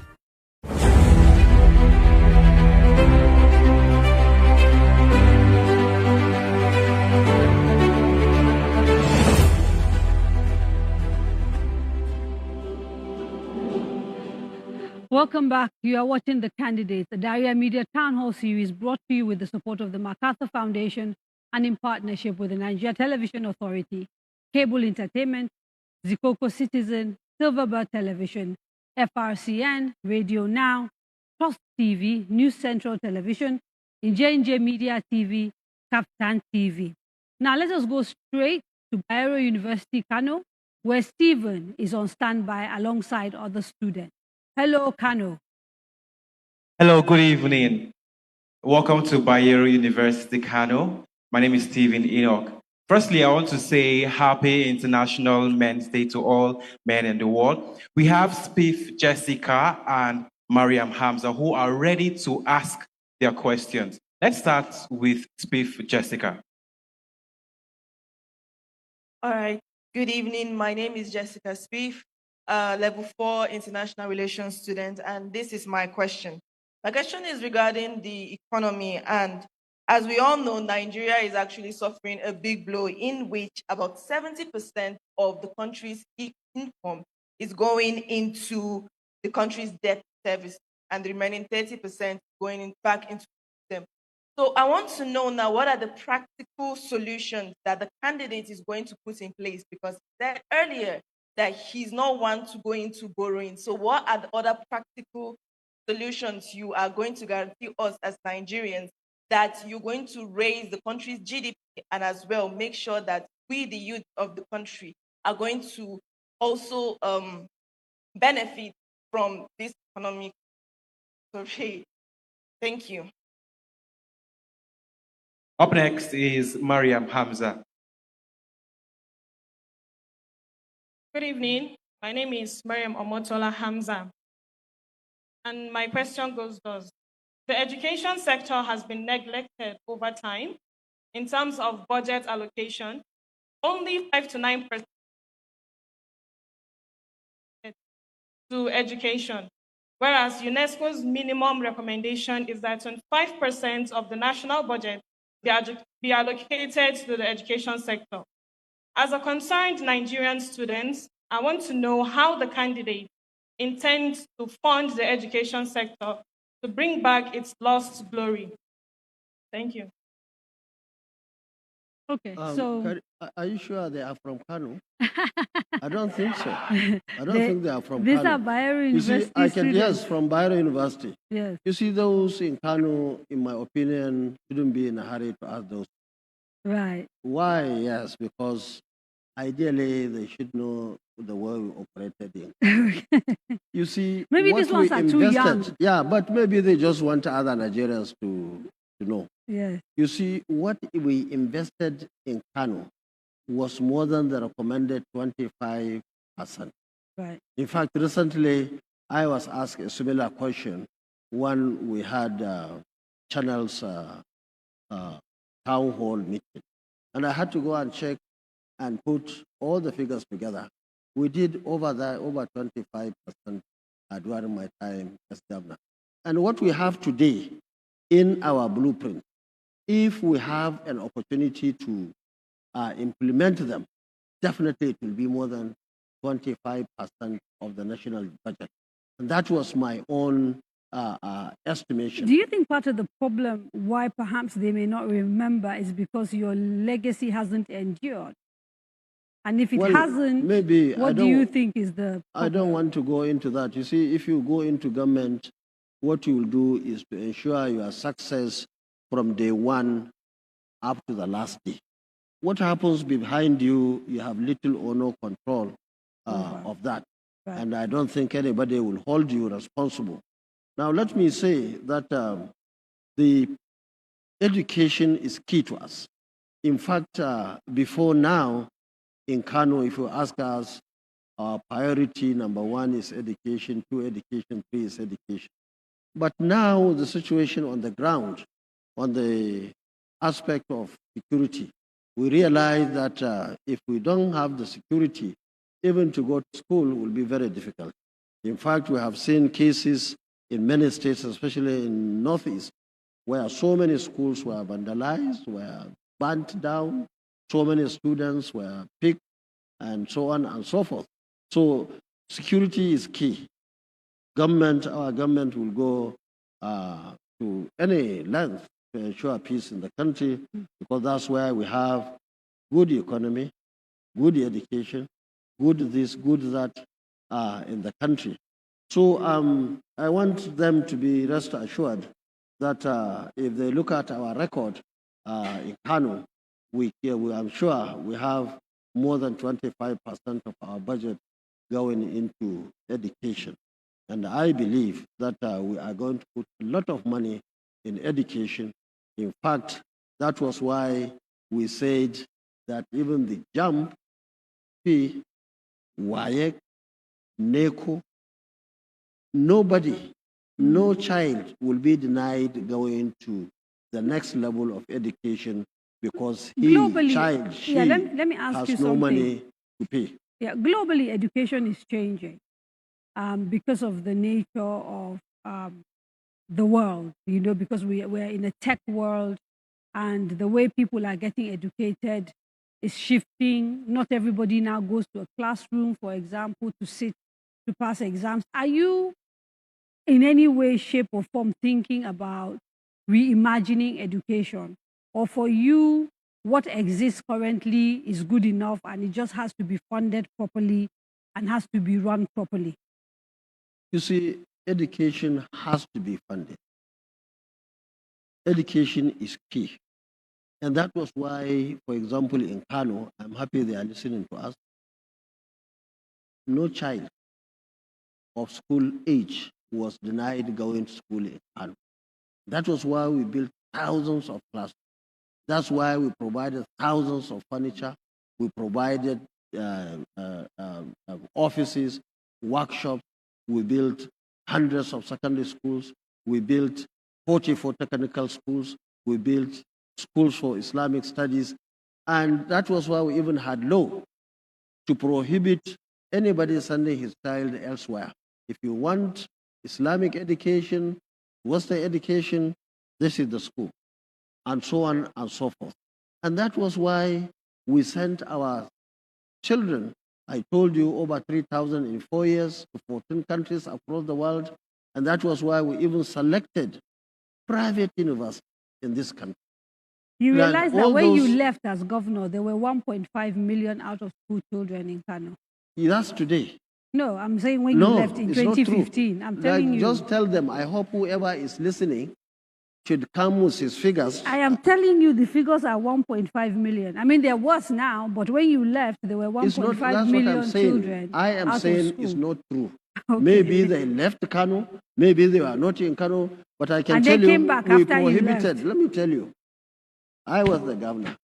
But if anybody, either local or international, has got anything to the contrary, where he is free. But what I'm saying to you is that during our time, we built enough classes for every child going to primary schools.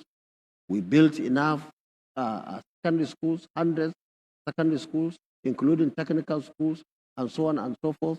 And we provided tertiary level education to everybody to the extent that the two universities I established in 2001, that is Kano University. And is that same recipe? Just 1 second, please. Let me conclude this. And 2012, that's Northwest University. We are not even having enough. We had to be making announcements for anybody with university qualification to go and get admission. As far as we are concerned in government, we can comfortably say that we did everything possible to bring Kano, not Kano indigenous, but Kano residents to go to schools. Now, if somebody was hiding somewhere or somebody is doing his own study somewhere and came with 1 million, then that's it. In fact, let me tell you, for the 8 years I was governor, we were feeding our children lunch. Okay. For the 4 years I was governor, 8 years I was governor. Let me conclude. Yes, sir. We were even 2 sets of uniform. Do you know why? It's to encourage them to come. Okay. It's not like there were too many, but we are telling them, please come to school. And then if somebody comes with this... These are the international numbers. Well, they could be international. I don't want to drag this with you. Yes. So let's quickly go to Ibadan, where Niron is on standby. Hello, Niron from Lagos. Hello, Kadria. How are you doing? I'm good. Okay. Thank you. Let's go straight. We're here live at the University of Ibadan. Of course, we're at the Communications and Language Arts Department, where we have the students gathered here listening with rapt attention. And we have two questions from two students right here. We'll start off with the lady. And first up is Ediomo. Ediomo, let's have your question. Good evening, sir. My name is Akpani Jomo, student of CLE, University of Ibadan. So I have two questions for you today. As a man who's held position since 1992, that's 30 years, what can you say you've done remarkably that can convince us enough to... Okay, we seem to have lost her there. Are we vote likely? you as a president? And secondly, in regard to pick and help Nigerians. Okay, I believe you heard the first question, and our questions now. Let's go straight to the next person, and that's talking about... Actually, Niran, could you recap that question, please? Because we lost her there for a bit. Oh, okay. Ediomo, go ahead and recap your question. Okay, I said my first question is, as a man who's held many political positions since 1992, that is 30 years, what can you say you've done 30 years that is convincing enough for us to take you as a president? And secondly, in regards to your scholarship, how do you intend to broaden it in order to reach more Nigerians and help them? Okay, I believe that's that question. I hope it's clear this time. And also, we have Theodore here, and Theodore will also be asking his own question. Okay. Good evening, sir. I have two questions. So, in relationship with the federal character, I know there's a provision that allows for leadership that's spreads across the geopolitical zones. And in the last 24 years, if I'm correct, we've had 12-year leadership from the northern region. So my question in regards to that is, do you think that your ambition as a president does not defy the interests of federal character, like at least so that there will be equity in the tenure of leadership? Then secondly, in an interview, I don't know, I can't remember clearly whether it was on Arise or Channels TV, you made a comment that the Igbos are bottom feeders in democracy. So do you not think that that statement would affect the number of votes you might get in the long run if you really would be aiming to get them at least 25% in all the states? Thank you. Thank you very much. You had the 4 questions. Okay, thank you very much. You see, this first question, there are too many things to say. And I don't think even the 2 hours are enough to tell her or him why I feel I am different. In fact, my strength, I will tell you, my strength is the 30 years she mentioned. In fact, it's my strength is the 30 years to be in the system, to be in the system and be almost everywhere. But by the grace of God, today I am one of the credible people in this country. Very important. So you think that's an achievement that you've been in the system and still credible? Not everybody can go. Even many of them, one opportunity, they will soil their fingers. And that's the end of it. They can't even show their faces anywhere. So these 30 years has given me opportunity to learn so many things. In fact, if I had opportunity in 2007, like my brother, late Umar Eradua, I wouldn't have done what I believe I can do today. Because between that time and this time, I have learned so much about leadership in this country.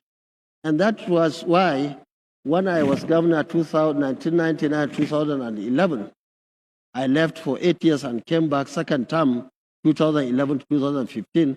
Everybody now is remembering the second term, much more than the first term. But you realize we're dealing with an electorate that is fairly young. A lot of them spread across Nigeria, and some would argue knowledge of you is limited in the Southwest, in the South-South, in the Southeast. You're not as popular, many would argue, around this part as you are in the North. And so you can understand why young people who are sort of just coming up, new voters, all of that, are asking these questions.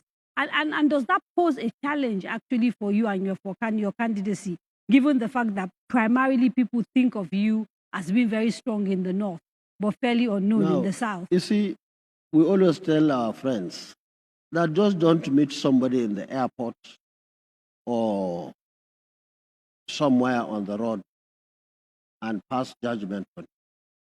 Go home and find out. If you go to Kano now, they will tell you who is Rabiu Kwankwaso. Yes, but people Based of on the Lagos content, can't go just to one Kano. second. Mm. Now, this knowledge goes with geography. This knowledge goes with many other things. And that was why the idea of having opportunity to be in so many places, to be in contact with so many people. My friends, my colleagues who are in the NDDC, my friends and brothers who are in the National Assembly. In fact, just recently, we celebrated our 30 years since we were elected into the House of Representatives.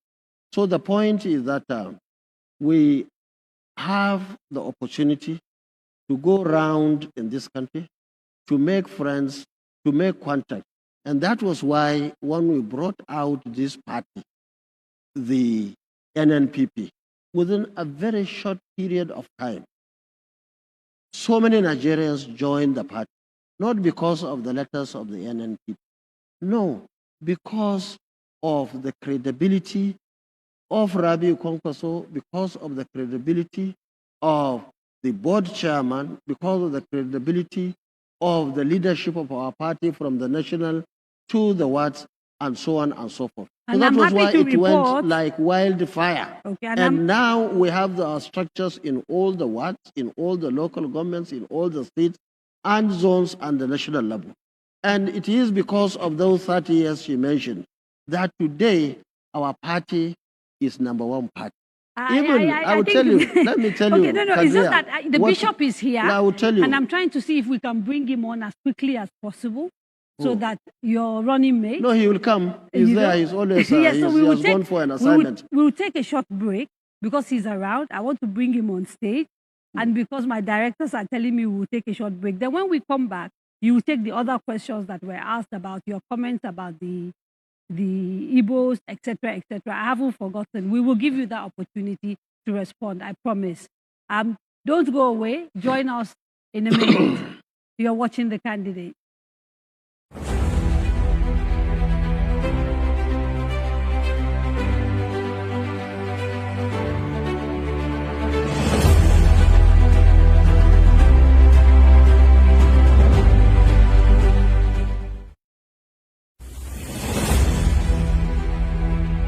Daria Media, in association with Cabal Entertainment, presents The Candidates, a presidential town hall meeting series where the presidential candidates of the 6 leading political parties tell us about their plans for the country. Join Kadaria Ahmed as she leads us into the world of these candidates from the 17th to the 23rd of November 2022. This very important program will be streamed on FRCN, Radio Now, DSTV, NTA, Facebook, YouTube, and more. This is a town hall meeting you shouldn't miss. Tune in. Let's hear from the candidates. Choosing where to study is one of the biggest decisions you will make in life. So, it is important to get it right. At Coal City University, Enugu, Nigeria, we pride ourselves on providing students a stable academic calendar and education of international standards. Coal City University gives students incredible personal attention and support. You can enroll in our regular programs and obtain a degree exclusively awarded by Coal City University. Alternatively, you can enroll in our international pathway programs, which will enable you earn 2 degrees in 4 years from Coal City University and Delaware State University, United States. Visit www.ccu.edu.ng. Coal City. Welcome back. You are watching The Candidate, where we're in conversation with Dr. Rabiu Musa Kwankwaso, the presidential candidate of the NNPP. And I'm pleased to say we have also been joined by Bishop Idahosa, the vice presidential candidate of the same party. Thank you, sir, for finding the time. I understand you'd gone away on assignment and you rushed to come back to join us. Rushed to come back, but then the delay was caused due to VIP movement. Right. That phrase that we don't like hearing. Okay, we'll come to you and ask a few things in a minute, but I want to allow Dr. Kwankwaso to respond to a few questions that were asked out of the University of Ibadan just before you joined us. So the questions around comments that were made by you quoted by the student around the Igbos and the issue of federal character, whether you think by contesting, you're essentially guaranteeing if you win, we're going to end up with a lopsided arrangement where the North would have led for much longer than the southern part of the country. Those were the two questions. Okay, thank you very much. You see, I don't want to go into the arithmetic and argument of how many presidents we have from the North or from the South, but I know that if you go by that argument from 1999 to 2022 now, you can see which part of the country had more years than the other. But that's not my argument. The argument is that we have a party, the NNPP, which has been strengthened, populated, and of course now is very much on the ground. And the party, you see, the idea of who becomes the presidential candidate is purely a political party affair. And it goes with strategy, of course, to win the election. Many people in this country believe that the situation has gone so bad to the extent that people are looking for the best. In fact, I met somebody who was telling me, and I believe that's an extreme, that if you can go and hire somebody from somewhere outside this country, that is probably an extreme thinking, to come and fix Nigeria. He would be very happy. So you can now see how people are thinking. So the issue now is we found ourselves in this situation, and people are looking for an answer. That's in terms of who is the best candidate. And we believe in NNPP that the candidates of our party are the best. And of course, we are talking of the candidates of the presidency and of course, vice president. We believe this combination is the best, well-balanced ticket, and we are all committed to one Nigeria, a Nigeria that will work for each and every one of us, not minding your religion, not minding north or south, not minding your ethnicity, and so on and so forth. Now, we had an opportunity in the past. We have proved it in Kano. The scholarship the gentleman was talking about, we have in almost all states today. You have people who have gone abroad. I'm not talking of local scholarship in the name of Kano. And it was deliberate, we knew, because we believe that where you are is your home. Okay. If you come from any part of the country and you are living in Kano, we believe that's your home. Okay, so this issue of the fact that people really in reality want competence, and that a united Nigeria that works for all is what the NNPP stands for. Nonetheless, Bishop Idahosa, you cannot deny the fact that there seems to be a lot of fracturing, whether deliberately politicians again and again have exploited our fault line, whether that is ethnicity, whether that is religion, to the extent that these things now are becoming a recurring decimal every time we have elections. And there are those who argue that we're very fractured.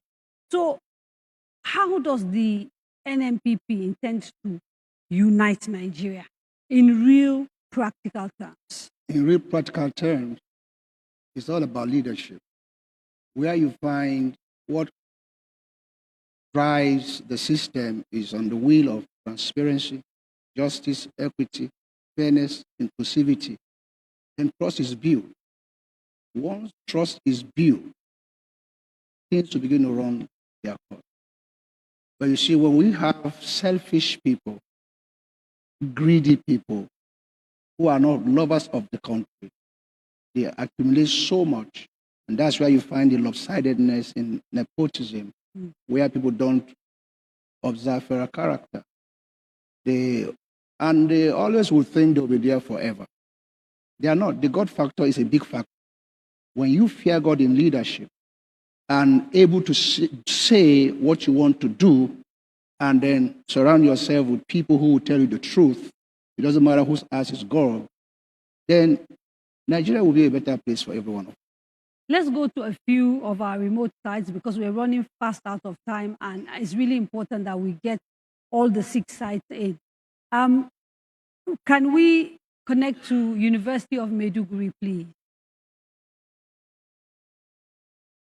Hello, good evening, Nigeria. This is Musa Osman from the campus of University of Maiduguri, live.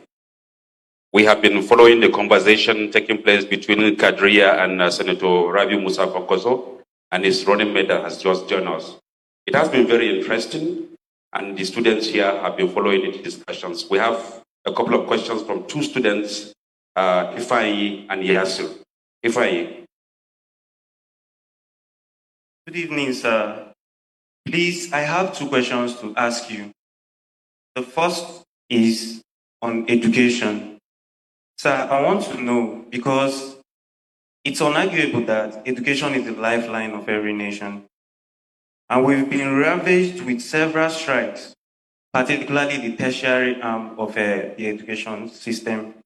So how do you intend to curb this menace of in-season strike, particularly in Nigerian tertiary institutions? And also, how do you intend to boost and take away the out of school, to take back the out of school children, that's primary, secondary, because they are also the foundation, a very important stage of education. Now, my second question, although someone from Ibadan has briefed on it, but that wouldn't stop me to still ask you. It's about Nigerian unity. Sir, on the issue of Nigerian unity, how do you intend to bring together and include every region in your government in terms of appointments, allocations, physical infrastructural developments? Because some of the separatist agitators have claimed that it is because of the non-inclusion in governance, particularly from the federal level, that is making them to agitate or to separate from the country. Thank you, sir. Okay. Next, we take the question from Yasser. Yasser? Good evening, sir. My name is Muhammad Yasser Garba from Department of Mass Communication. Sir, according to the report, fuel subsidy base hints since the reunion naira this year. So, and the Nigerian government making move to phase out the subsidy. So, sir, are you in support? If not, what plans you have in order to address the issue in favor of Nigerians and the Nigerian economy? And the second question, sir, you make a statement that you left the board of NDDC because you did not like what was happening there. So, sir, can you shed more light about that? Thank you very much. That's all we have from Maiduguri. Thank you very much. And I think it's important to remind the students and other people who are sending in questions to try not to repeat questions. Because, you know, time is limited. If one person has already asked a question and he has tried to answer it, let's not please go back to it. I will add one question from someone who's just sent it in online, and then you can take them all. This is from Rabiu Mustafa. He says, Your Excellency, sir, what would you do to curtail the issue of everyday hyperinflation, which we see in the country? Because low-income earners, especially civil servants, are paying a very high price as a result. So these are your questions. Thank you very much. Now, the young man from Maiduguri, I thought you should start by acknowledging our efforts in the university. You know, when I was governor, we selected 4 universities. Al-Kalam University, Ahmadu Bello University, in fact, Maiduguri, Sokoto, Usman Danfodio University, and built 300-bed hostel free of charge and donated to that university. And I'm sure that is there as Kwankwaso hostel in his university. But in any case, just to show how much we care about education, Maiduguri and all other 3 universities were not in Kano. But we thought because of our students that are there, we should donate those hostels, and we did. And let me go to the issue of strike. You see, we checked with ASU on why they were on strike. In fact, why they were going to strike long before now. And I can tell you, most of the time when ASU was on strike in the country, our branch in Kano was taking permission not to go on strike because they believe that all what was necessary for us to do as government, we were doing it. And we are so happy, we are so grateful to the ASU branch in Kano, who were working together with us as a family. But maybe Now, the things have changed now. The things that they are going whether for they change strike. or not, in the same country, the same idea. I'll tell you and so why on. I said But it's changed. Of the 7 things, for example, that ASU are demanding and why they are going on strike, it includes, for example, the fact that they want the federal government to scrape the law that allows for new universities to be built and to there in our- actually focus on funding existing universities. You set up new Is there universities. in our blueprint, which you Yes. said you read. I did. You see, our blueprint was very clear that our government will not be in a hurry to build any new university.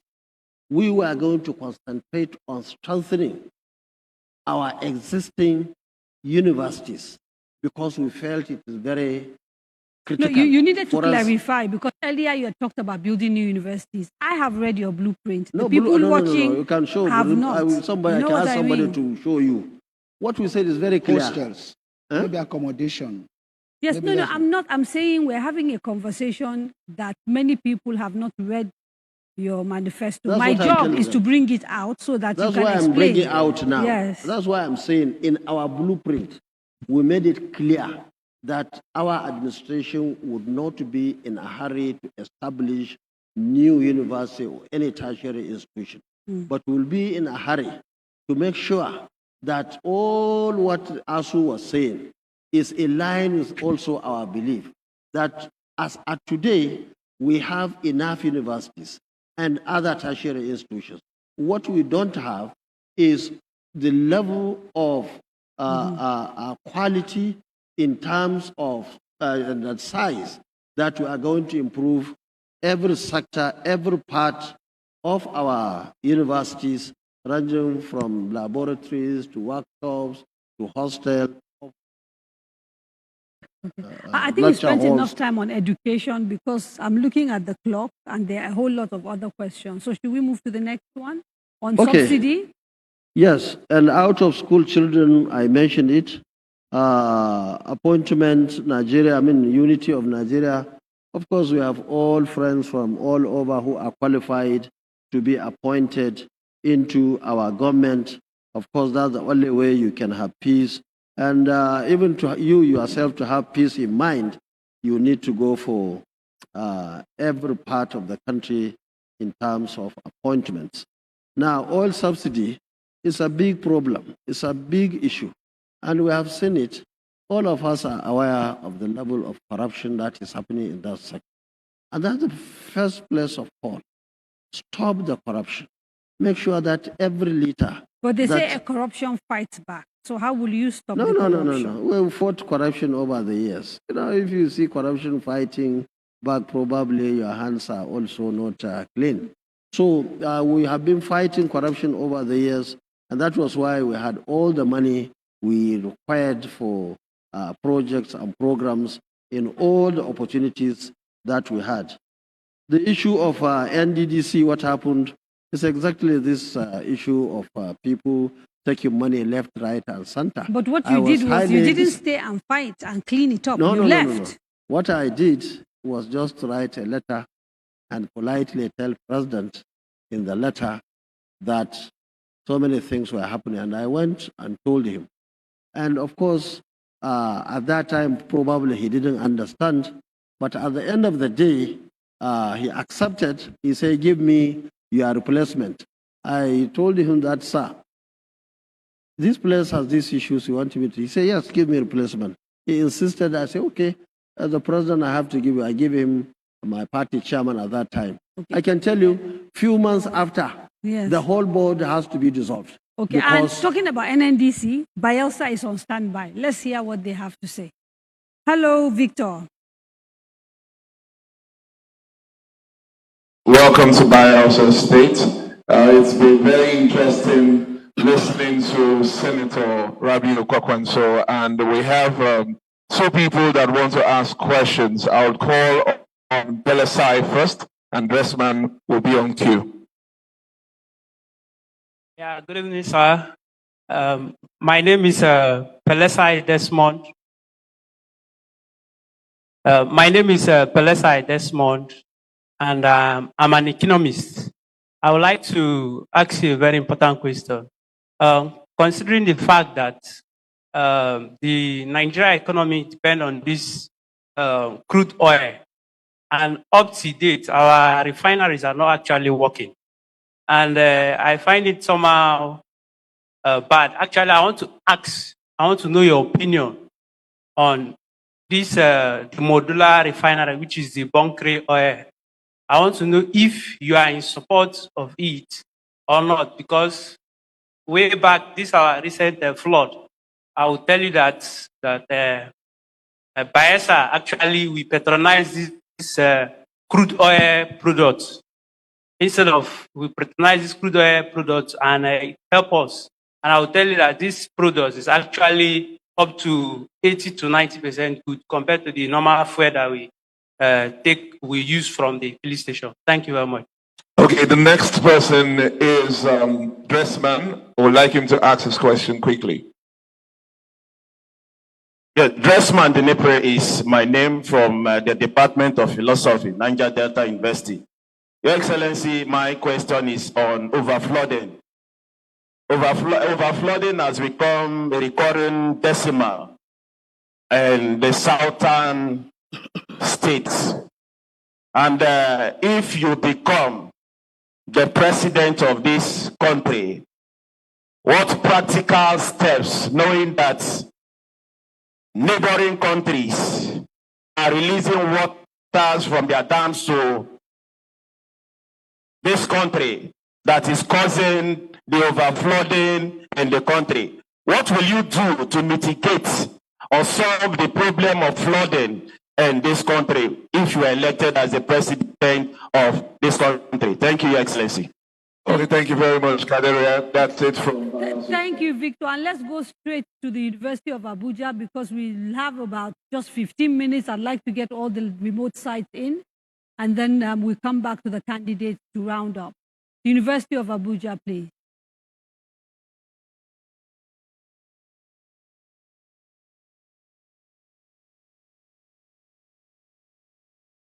If University of Abuja is not ready, I'll come back to the candidate.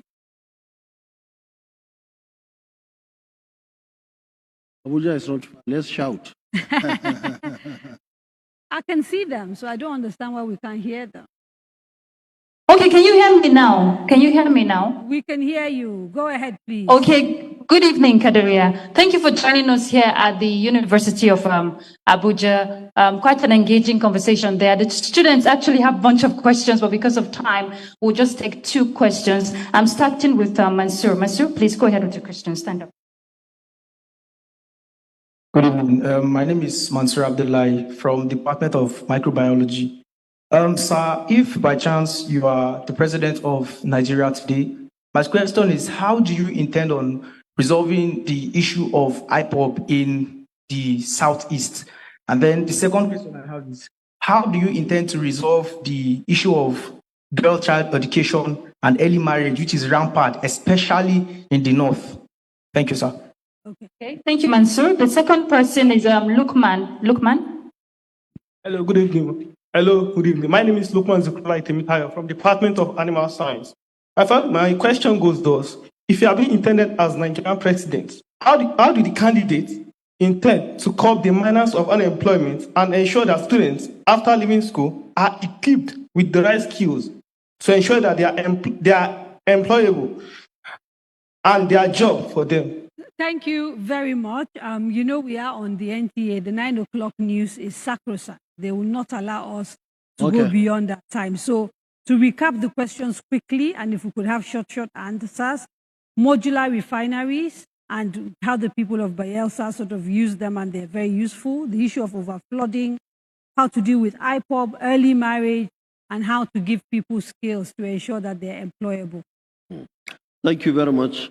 Now, you see, on the issue of refineries, I remember when I was in the cabinet, we took a decision at that time, after a lot of studies, that these 4 refineries should be sold to Nigerians.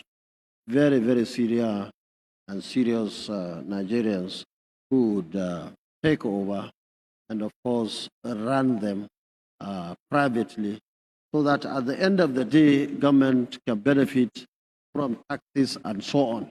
And that is still the at position. That particular time. But unfortunately, the administration that came in decided not to sell it. And only but would you do that? God knows how much money this country would have lost in this number of years. Of course, we have to involve our businessmen and women, and we have to keep our eyes everywhere to make sure that whatever we do is not only in the interest of individuals or group of few people. So we will do whatever it takes. Now we know the Dangote refinery is coming on board. We will do whatever it takes to encourage them so that it becomes a success, because its success is not only the success of the businessman or women who are there, but the success of this country. The issue of overflooding. You see, there are so many problems. It's not only in the south that we have overflooding in this country. In fact, we have a lot of overflooding or flooding when I was governor, and that was why we built so many villages and donated those houses free of charge, meaning we moved out so many villages that were in low-lying areas, especially in Warawa local government, in Makoda local government, in Uchi local government, even my own local government. So will you do whole-scale movement of people? You see, first and foremost is that so many people, in some cases, are building in low-lying areas. Government must look at that. Government must move as many people as possible out. But there are situations where you have a lot of rain and you have a lot of issues in many of our rivers. Don't forget. I am not trying to be rude, sir. But I promise you, if I don't hurry you up, you will not be able to answer all questions. Now, IPOB. We'll work with nearby or neighboring countries to make sure that water being released just like that must be checked together. And before I forget, I have to remind you also that this is my area of specialization. Yes. That's why I had my PhD in all these movements of water and so on. The issue of IPOB and all other people who are agitating for one thing or the other, we made it clear even in our blueprint. We will be willing to sit down with everybody and discuss. Will you release Nnamdi Kanu if you become president as part of negotiations? We have genuine case. The issue is in the court. I don't think we should start discussing it now in this place. So we'll do whatever it takes to ensure that those who are agitating will come and put it on the table and make sure that the right thing is done. The issue of girl child and early marriages and so on, you see, once you have everybody going to school, most of these issues will resolve themselves. We have seen it in Kano, and at the end of the day, we are able to do a lot to ensure that every child goes to school. Now, finally, the issue of unemployment. Yes, all what we are going to do, I'm sure the young men and women must have heard the issue of 1 million soldiers, 1 million police, of course, expanding our universities, providing infrastructure for companies, for industries, I'll give you a minute to round up at the end, but let me quickly ask Bishop one question before we go. Currently, the Nigerian Constitution doesn't have provisions for a referendum for people who perhaps decide they do not want to be part of Nigeria. What's the position of the party regarding the people's right to self-determination? Once you are in government, would you be willing to consider some sort of constitutional review that allows people to go to referendum to decide whether they want to remain with Nigeria or not? Well, you see, the unity of this country is very paramount. But then the wishes of people too will be put on table, and it depends on what the House of Assembly has to bring about, because it's going to be a law-governing country. And so whatever they come with that suits the generality of the people is what we'll run with. Okay. A final question, and after you've answered it, if you can wrap up and talk to Nigerians directly and tell them why they should vote for you once more, right? There are people who think you're a spoiler because you've gone on Arise to say that if you don't win these elections, or if you think you can't win this election, then you will endorse Asiwaju Bola Ahmed Tinubu. And therefore, they think that the reason you are contesting is to take away votes from your former party, the PDP, and to perhaps help Asiwaju win these elections. How do you respond? And when you've responded, you can also wrap up. I thought that matter was being buried. I had an interview, like all others, my colleagues in the game, PDP, APC, Labour, all SDP. They are all our brothers and sisters and so on, and we all know ourselves. I'm not in a business of abusing anybody. But if you make a positive statement on somebody, and people taking it, the young men and women probably on social media, and some people who really don't understand, who feel that suits them, will always go and say it. If I will, say that I will leave it for one of them or any one of them, then why I'm in this game? Look, this NNPP today has more contestants, candidates, than most of these parties, even among the two so-called old parties. So, you see, we are very serious about it. And today I was reading some papers. Even INEC is preparing for second ballot. Now, why? Because serious people are in the game, to the extent that it is even thinking today, unlike what happened from 1999 to date, that there may be second ballot. So if ballot. there's a second ballot and you're not on that ballot, will you support a candidate? Let me tell you clearly, I agree with them today. But give us till January next year, you will see what we can call the real party in this country. We started from the bottom, from zero, and we are building. Now they are putting us among the four. Sometimes they put one picture or the other before our own. Let me tell you, just for the records, take note of it. Wait and see what happens between now and January. You see, all the so-called three parties, they are losing grip.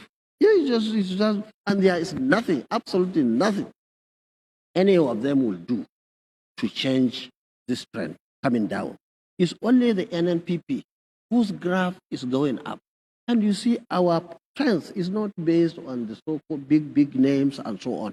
We are going to the grassroots. The way we are playing it is so sophisticated, is such that nobody can go and change the trend now, because people have accepted. People are looking for positive change, especially those who know us. Either directly, people are saying Northwest, Northern Nigeria, even the Southern Nigeria now, because our main job now is for Nigerians to know us and know what we stand for. And last few words, 30 seconds, Bishop Idahosa. The young man talked about inflation. We are going to improve on productivity. We are going to ensure that there will be diversification into agriculture so people are able to find themselves. We will consume what we produce and produce what we consume. We will ensure that people patronize made in Nigerian goods. That way, we are going to stop capital flights, whereby people siphon our resources abroad. We're going to cut the cost of governance. We're going to block leakages. I wish you'd been here a little bit earlier so you could have told me the how. Yeah. As it is now, unfortunately, we have the how. Can I break them? We have run out Oh, of time. word. And that's it for the candidates for today. I apologize to people in the room who had a lot of questions to ask, and also the students who joined us from 6 remote locations, because a few of them also wanted to talk a bit more and we had to cut them short. A few people also sent questions via social media that we could not take. I do apologize. Thank you so much, Senator Kwankwaso and Bishop Idahosa, for joining us on The Candidate. Tomorrow, you can join us for our Pundit show, moderated by our very own Nabila Usman. Our commentators will review the 3 concluded town halls and also the 3 upcoming ones, starting with the one on Monday, when we will be in conversation with Mr. Peter Gregory Obi and Dr. Detti Ahmed of the Labour Party. We want to thank the MacArthur Foundation for making this conversation possible, and also our partners, NTA, Cabal Entertainment, Silverbird Television, FRCN, Radio Now, News Central, YouTube, Citizen Zikoko, Emmanuel Chapel, and all of you who joined us for this town hall. Have a wonderful evening.